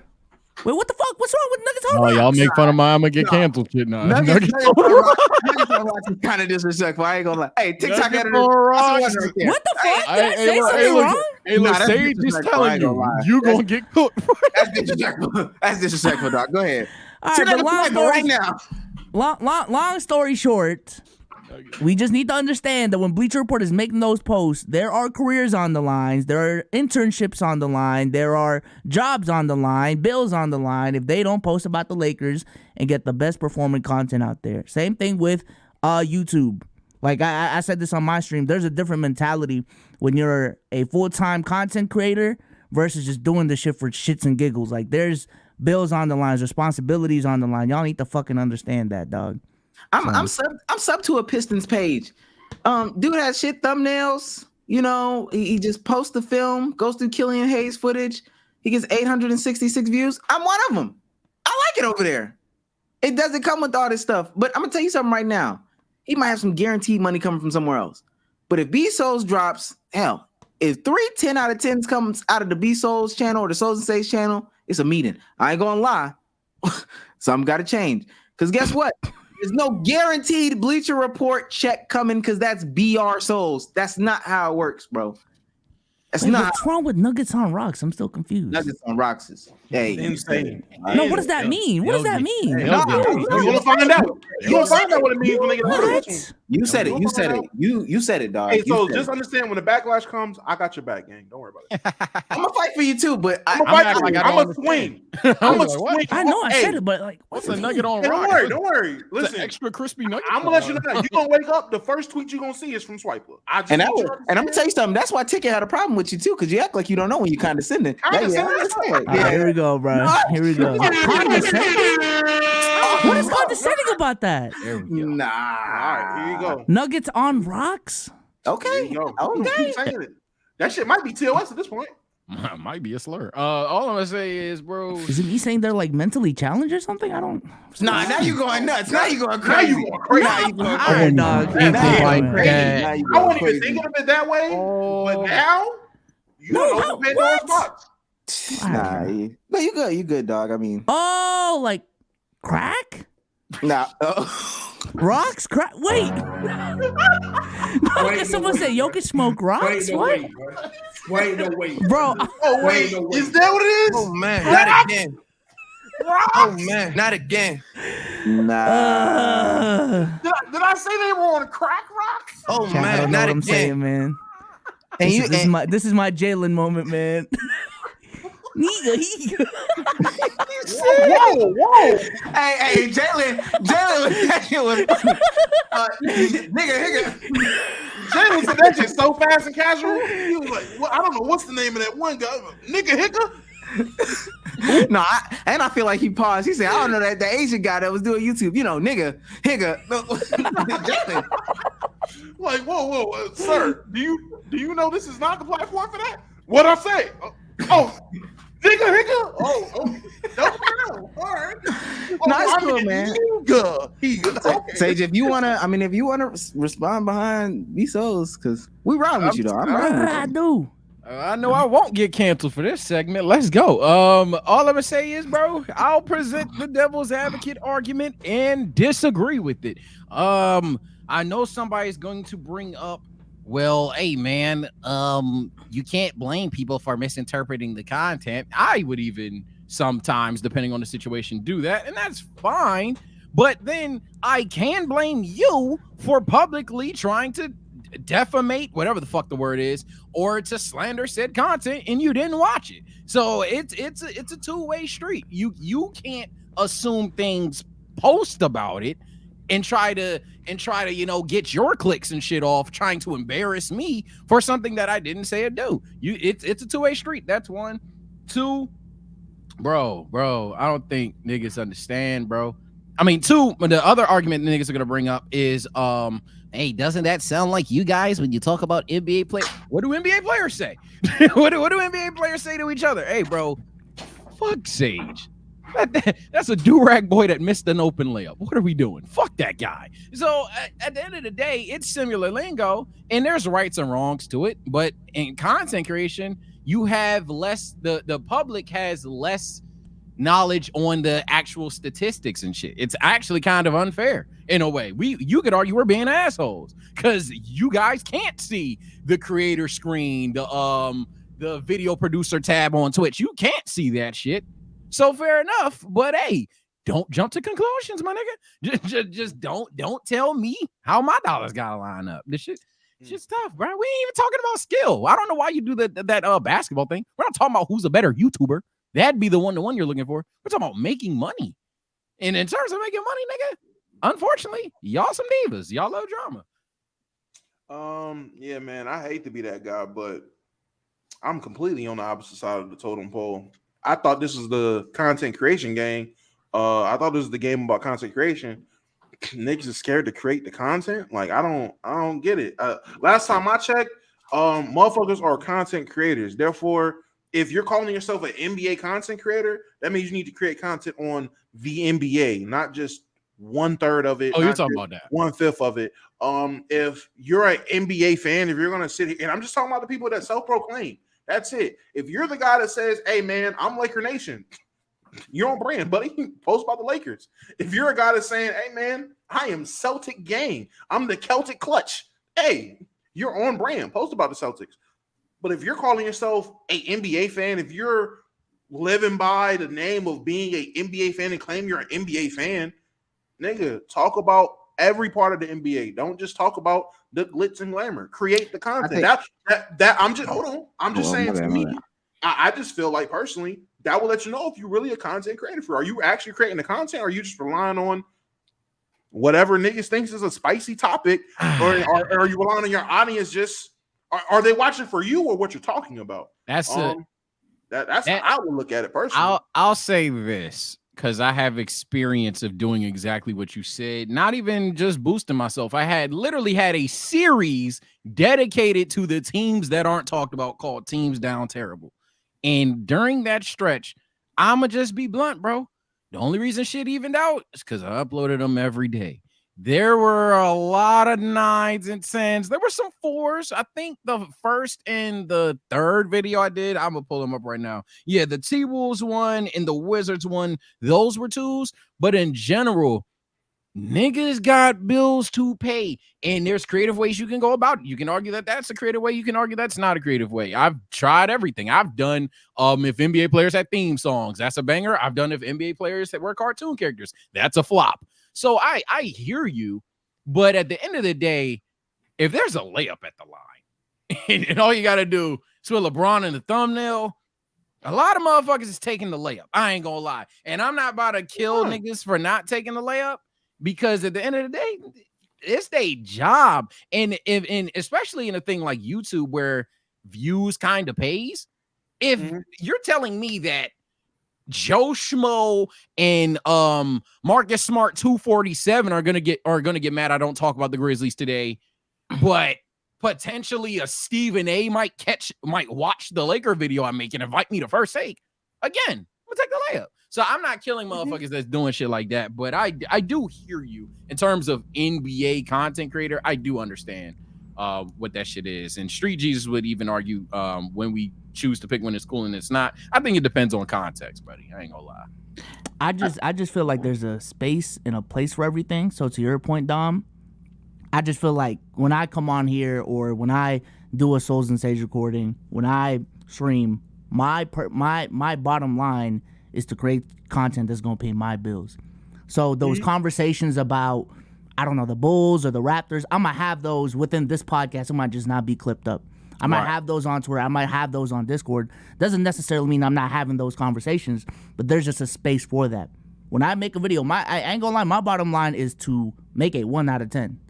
I shouldn't feel obligated to get a 10 out of 10 just because I need to talk about, I don't know, the Charlotte Hornets. It turns into 3s type shit. That's my dream. I want my 1s to turn into 3s because that's how good the other ones is. And mind you, I think, and to talk about it, and when you get into that stretch, you think you're gonna go back to the stuff that made.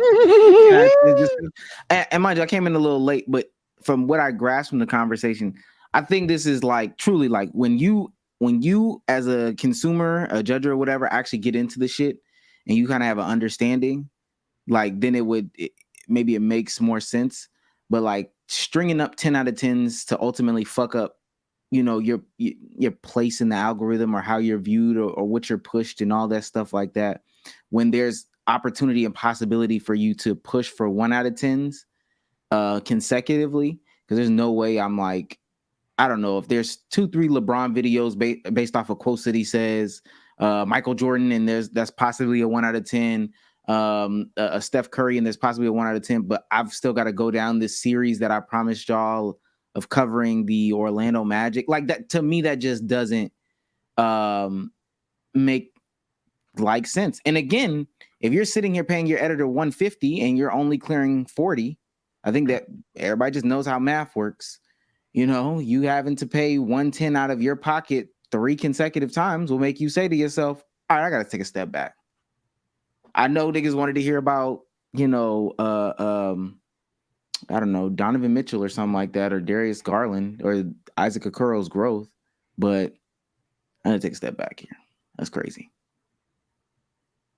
Yeah, I think niggas just need to create the content. Don't self-proclaim shit that you're not. Like, just be honest about what you are. I've just ran into too many people or heard conversations with too many people that proclaim shit that's just not true, and that's my issue. I'm not saying Rusty's one of those people. Rusty can be a person that says he's a super casual and he's doing it for the money, and that's fine. If that's your prerogative, cool. I'm talking about the people who will go around self-proclaiming that they're diehard NBA fans or self-proclaiming they really watch ball for real.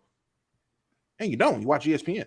That's whack to me. I just find that to be super whack. If you're not having these conversations, just say, "Hey, man, I casually watch the NBA. I like the games that are on TV. I like nationally televised games. I like the superstars. I like players. Just be honest about who you are.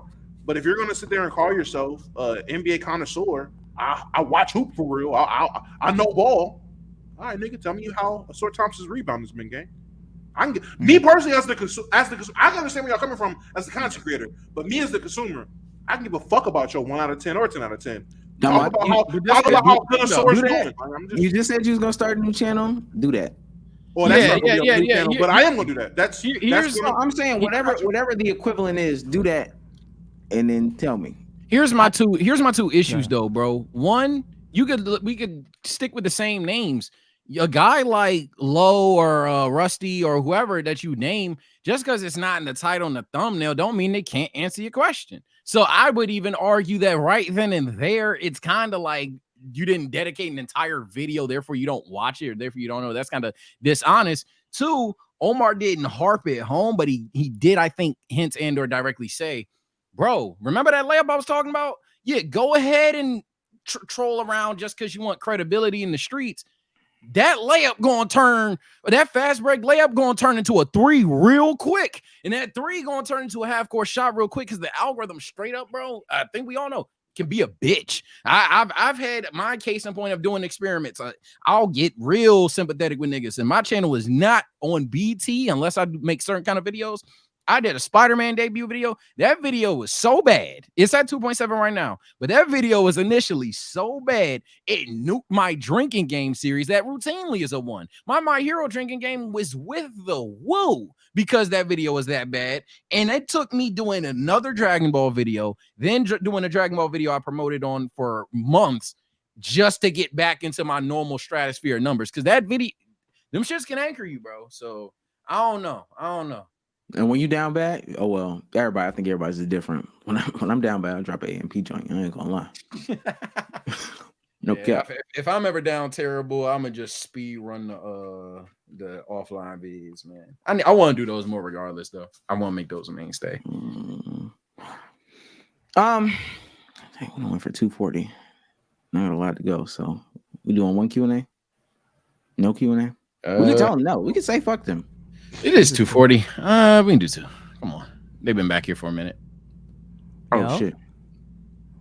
By the way, if any of you had your job taker, what did I ask for the link for earlier? Oh, fucking forgot. Whatever. Go ahead. How you doing, buddy? I'm chilling. How y'all? Straight, man. Chilling. All right, so two things. One straight to Damo, because I know you're a Doll fan too. So right now I'm watching the Broncos Bills game, right? Yuck. And Mhm. Russell quarterback. Football is football. I'm sorry. Go ahead. Russell, you know, older quarterback, but he's still mobile. If the pocket is collapsing, he will escape. So now look back at Tua, younger. I know he suffered his injury back at Alabama, but sometimes when the pocket collapses, he doesn't like go out and escape. He just kind of crumbles, and kind of need him to, try to create. Because if he just crumbles, how are we supposed to continue driving the ball downfield? Like you look at your, let's say option one is Tyreek, right? Mhm. Tyreek is not open. All right, you need to go through your progressions, try to get to another guy, the next guy. But instead of trying to do that, he just crumbles. Let me ask: how often did Tom Brady scramble out the pocket when it collapsed? Not often, but How Brady is a often did pocket Peyton? passer, in it. How often did Peyton Manning scramble out the pocket when it collapsed? Another pocket passer. Now let me ask: if Tua, who is not known for having to just take off, why isn't Tua a pocket passer? Going back to when he was playing at Alabama, I wouldn't consider him man. I'm not saying he's like a mobile quarterback like Lamar and all them, Mhm. but he can move around. It's skin tone. But I'm asking, why can't he have developed because of the injury and because of how he plays football now? Why can't he be a pocket passer though? Like, why can't he be that? I just prefer I don't him fault. to be Cause he's mobile. I'm black. not folding. Oh man, not again. No, whoa, whoa, no, that's not what I'm saying. That's not what I'm saying. Cause look at Josh Allen. That man's not black. That man moves. Josh Allen is an athlete. He's So a is Will way Levis. better athlete than Tua. I'm not saying way better athlete than Tua. He's Josh expected to Allen run. truck you. Josh Allen run you over. He's a runner. He can run. What I'm saying is with Tua, the last thing I'm worried about is Tua scrambling out the pocket. I'm worried about the pocket being secure and Tua making his reads because when he does that, good things happen. Now, if he can't make his reads, I will look at him more as a pocket passer, which is all right, just get the ball out of bounds or don't fumble, my nigga. That's it. I'm not because of the injury that he had, because of who he is. Yes, once in a while, probably break a play, do what you gotta do, use your legs, which he does at times if he needs to. But for the most part, from That what freeze thing I've was seen from crazy. Tua, yeah, that's a crazy freeze. But from most part, when I've seen from Tua, I think he looks like a pocket passer. At least what a pocket passer is in today's era of football. Because in today's era of football, a lot of quarterbacks is running. A lot of quarterbacks are mobile. So he's a modern era pocket passer. He might not be as good or great as the Tom Brady's and Peyton Manning's. That's not what I'm trying to say, but they were a pocket passer in that era, and that was more common. This is what a pocket passer looks like now. Is how I would look at it. But he does need to be. I will say he does need to be better. That game we lost to the Chiefs, unfucking excusable. Unexcusable how he crumbled late in that game. We can't have that if we're trying to have like actual aspirations. So he does need to be better. All right. And then next, yesterday I was in Omar's stream, the R&B stream. Uh, Thoroughly enjoyed that. Added a lot of the songs that was played. That being said, yeah, did y'all? Omar, you snitch yet? No, I haven't said anything. I haven't said anything. All right, I'm gonna leave that to you to do. But now, well, we're mid-November now. Spotify rap is gonna come out. Who do y'all think is gonna be your number one artist this year? Ooh, that's a good one. Drake might repeat, man. No cap. Ice Spice. I'm about to say Drake. I ain't gonna lie, Drake might have took Rod Wade's spot this year. I bumped her loss like crazy. I ain't gonna lie. Her loss is getting airtime over here. Moneybag Yo. Damn. Okay. It might be Sexy Red. I don't think I play Pound Town or Ski enough. Well, maybe She based. play Sexy Red. No, also based off of Damn. like the pod. I use my Spotify for the pod too. So like, yeah, either that or finesse 2 times.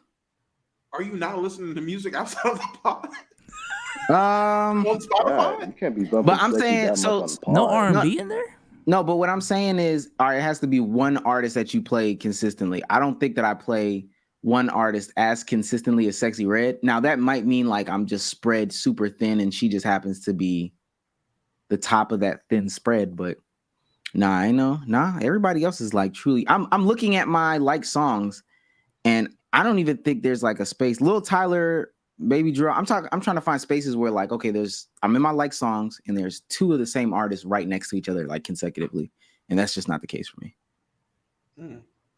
Okay.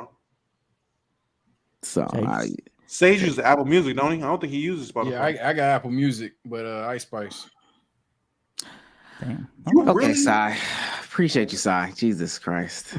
Nigga, I don't know why you keep getting disappointed, brother. I don't know. I'm I gonna don't know. continue every time. I don't Spice know. is Why in my you regular rotation too, man. Don't worry. Yeah. Like That's Deli. some dope pictures. What's the Ty.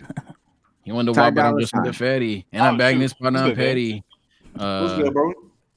What's good, Alright, man? I'm coming back from my lick. I gave y'all Hey, my hot takes on yo. playback. Hey, yo. All right, man. All right.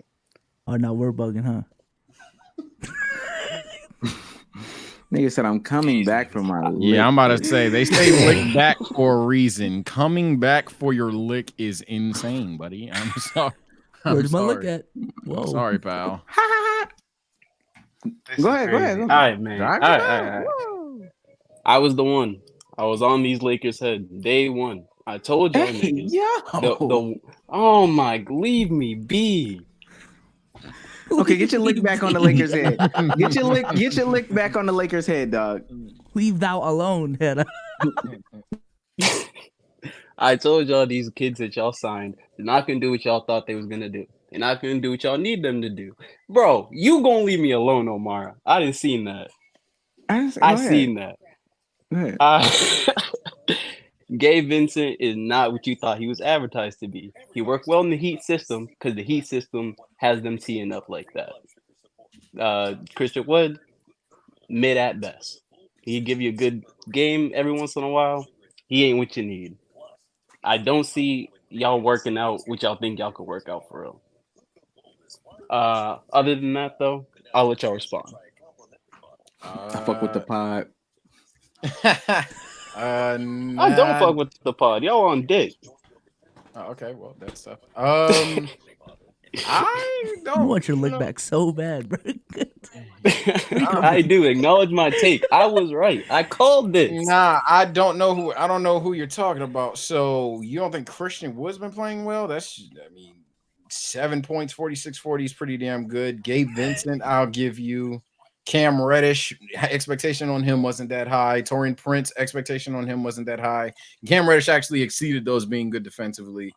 Rui Hachimura, 12 points on 55, 38. Austin Reeves, he's playing a bit badly. That'd probably be your best argument. And I think nobody here is going to act like he's going to be this bad the entire season.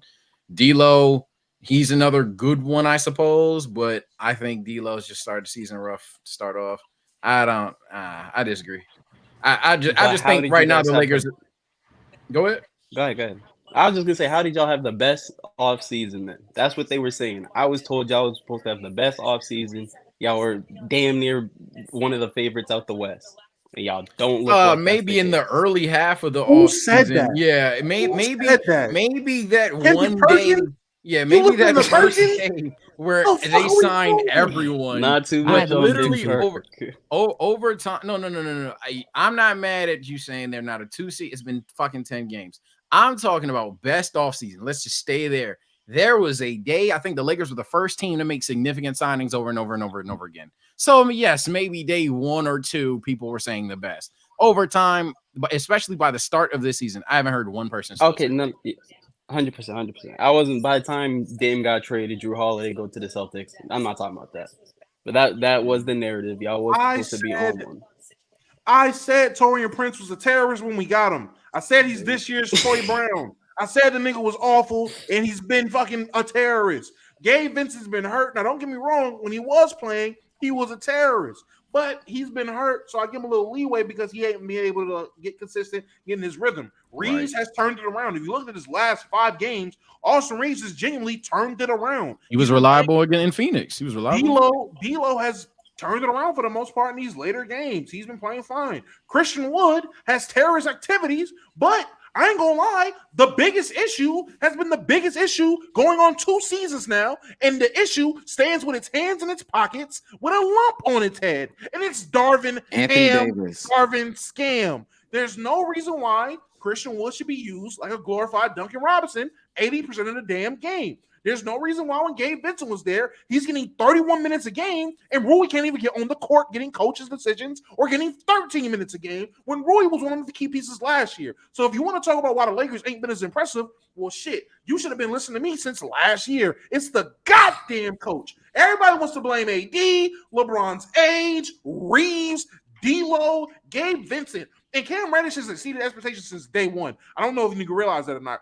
But the issue has always been and will always be the lump-headed terrorist with his hands in his pocket. The nigga is a bad coach, but no one seems to listen to me until he makes a bad coaching decision and we fucking lose. You know what's crazy? It goes away after the loss. It's like these niggas just get factory reset every fucking day. Because I swear, I'll never forget. So, Souls, you seen the short comments. I will never forget when we were first on playback. We watched that game. They sat LeBron. We all literally, wait, what? Wait, why are they doing this? They proceed to give up 3-3 timeout comeback. Still, he said, give up another layup, 7-0 run or 8-0 run, whatever the fuck the math is. LeBron subs back in. Steal 3. It should have been another 3, but bro missed the shot. Layup, timeout, Nuggets. And like, it's like, holy shit, what the fuck? Like, that, you made a good coaching decision and the players played better. It's almost like y'all keep talking about these players that come to the Lakers and disappoint. It's almost like the coach is worse.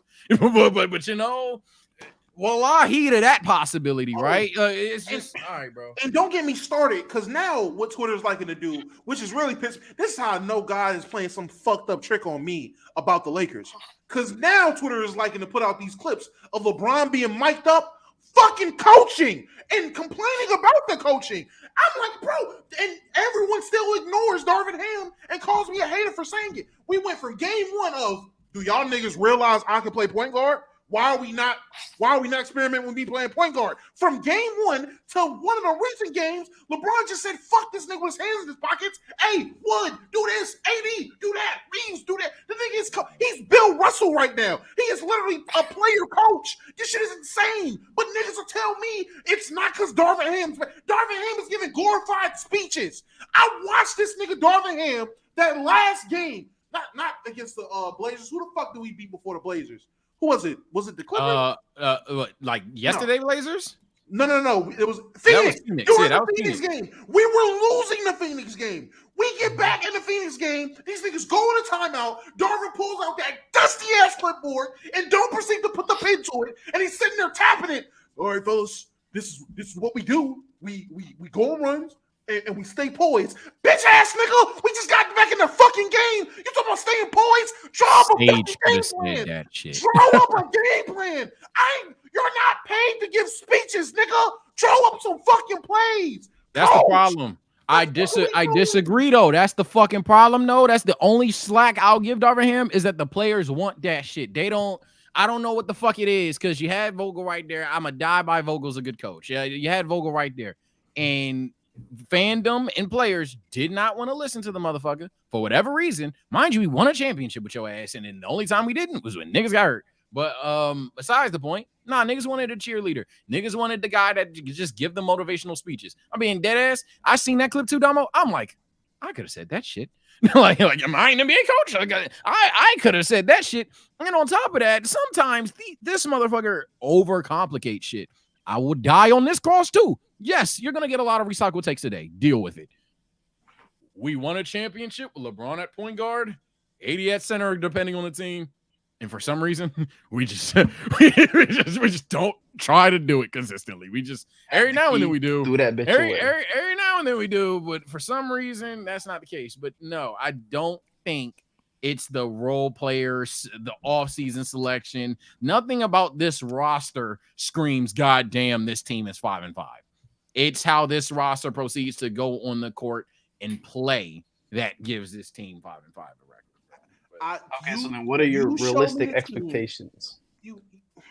Fire Darvin Ham, my realistic fucking expectations, and my opponent's a bitch ass. Because you show me the fucking team. You show me the team that wins a championship and right after says, oh, hey, Caruso, you want to come back on lesser money because you want to be a Laker? Fuck you. Get out. You were playing defense.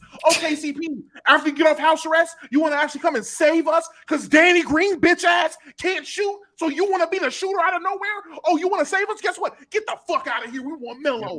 There's no fucking way. We literally let go of both centers. Oh, JaVale and Dwight, y'all had key integral parts of us being dominant in our front court for us to win a fucking championship. Oh, get the fuck out of here. AD, put on 20 pounds, and now you're the center. Get the fuck out of here, bro. This shit is stupid. This is the only fucking team that does this dumb shit, bro. The Bucks didn't do it. The fucking Nuggets didn't do it. The fucking Warriors didn't do it until Draymond slapped the nigga. Like, no one else did it after winning the chip. No one. We're the only team that did it. It's fucking oh, my God. I almost went to your I'm done. Well, Broussard said it, but all I'm going to say is, bro, motherfucker, Dwight and McGee, niggas said I was overrating them that entire season. The first thing I did the second we won the chip, after the initial video, put Dwight McGee on a thumbnail, said, y'all are trolling me. These motherfuckers, time in and time out, damn near was the solo reason we got past Jokic. Because Jokic at the time, I know he's him now, but Jokic at the time, punch him in the mouth. Punch him in the fucking mouth. We had two centers that were willing to do that. I was seeing JaVale McGee get put back dunks from a standstill position. And I know that doesn't sound impressive until you realize he's dunking on people. But goddamn, but the next season, yeah, as Damo said, bro, stay mellow. Following year, let's get Russ. I don't know when we got hype beastie. I don't know what happened when the Lakers needed the third star yet again. Even during that run, this whole idea of Kuzma having to hit a Super Saiyan Zenkai boost and become the third star. No, tell Kuzma to get in the fucking corner. Like, how about that, bro? But you know, the teams in this fan base, they are not the brightest. I'm wearing a Kobe shirt. If I'm not the brightest either, cool. But god damn it, I might be better than Darvin Ham. Because this shit's ridiculous. But that's who they want. So I'm never gonna say it's 100% Ham's fault, Damo, because that's who they want. They just want a cheerleader, bro. They just want a cheerleader. Go team. Appreciate the question, Ty Dollar sign. All right, y'all be easy. Appreciate y'all. Yeah. Well, he was saying a lot of sus stuff. Yeah, he might be gay, but it's fine. Yo, TikTok funny, bro. We got one ice cream cone. One ice cream so good. Oh, thank you for roses. the glasses. I can see through your shirt. I don't even know how that converts, but I'm assuming it's good. One of them was $2. Yeah, I think. The sunglasses. Okay. Listen here, chat. You got 3 hours out of us. Yep. I'm about to put 3 more in you. He's on fire. We're going to playback. No, I'm kidding. No, after this, I will be streaming. We'll rate my stream. Tomorrow tomorrow we will be on playback. For me, have a good night. Be so. Say goodbye to the people, man. Peace out, y'all. I'm gonna close the TikTok live now. Appreciate the TikTok guys. All right, talkers. We stream on Twitch for those who don't know where we stream. We stream on Twitch, but I'm gonna end it right now. Boom, type shit. Appreciate everyone for coming through. Shout out to all the gifteds and the subs. Hey, we reached the sub stream goal, man. I ain't gonna lie. So, not again. Appreciate y'all. Yeah, that's pretty much it. I'll catch y'all tomorrow. Damo, say goodbye to the people, man. I'm sorry, that Lakers shit really just grinding my gears. All right, chat, this be here my favorite midnight snack, and we will be back. I ain't gonna lie, tomorrow on playback, nigga, y'all tune the fuck in, no cap. I will be streaming tomorrow. Shit's gonna get wicked and sticky over there. Shit's gonna be live. Sticky. And TSO_Sage. All right. Well, I don't want to get canceled, but this is the end of the podcast. Sorry. Furthermore, man, not gonna lie. Hey, bro, I didn't get to do my football shit, so speed run. Baltimore, you're frauds. Ha ha ha! I told you you suck. The Steelers are the best worst team of all time. I don't understand how we get outgained but keep winning. Mike Tomlin's the GOAT. It wasn't Bill all along. He's carried by that loser Brady. I mean winner Brady. He's carried by Brady. He sucks. What else? Fuck. Oh, the Browns apparently are good. Myles Garrett somehow got better. He's fucking with TJ Watt now for the Discord niggas. They're on the same level. Pick one. No cap. And last but certainly not least, free Bijan, because Arthur Smith is a terrorist. Take care. Wait. One more too. Speaking of rookies, CJ Stroud. Thank you, Quirky, whatever your name is. CJ Stroud, one of them ones. I don't want to hate Bryce Young, but goddamn it, it's not Bryce's fault. Bryce has nothing to work with. But CJ is one of them ones. That might be the MVP of the league as a rookie. Take care. Stay blessed. You fuck with Bryce's one-step drop back? No, stop. Yeah, until next time, ladies and gentlemen, we bid you adieu. Bye, guys. Oh, rate me type shit. All right, starting the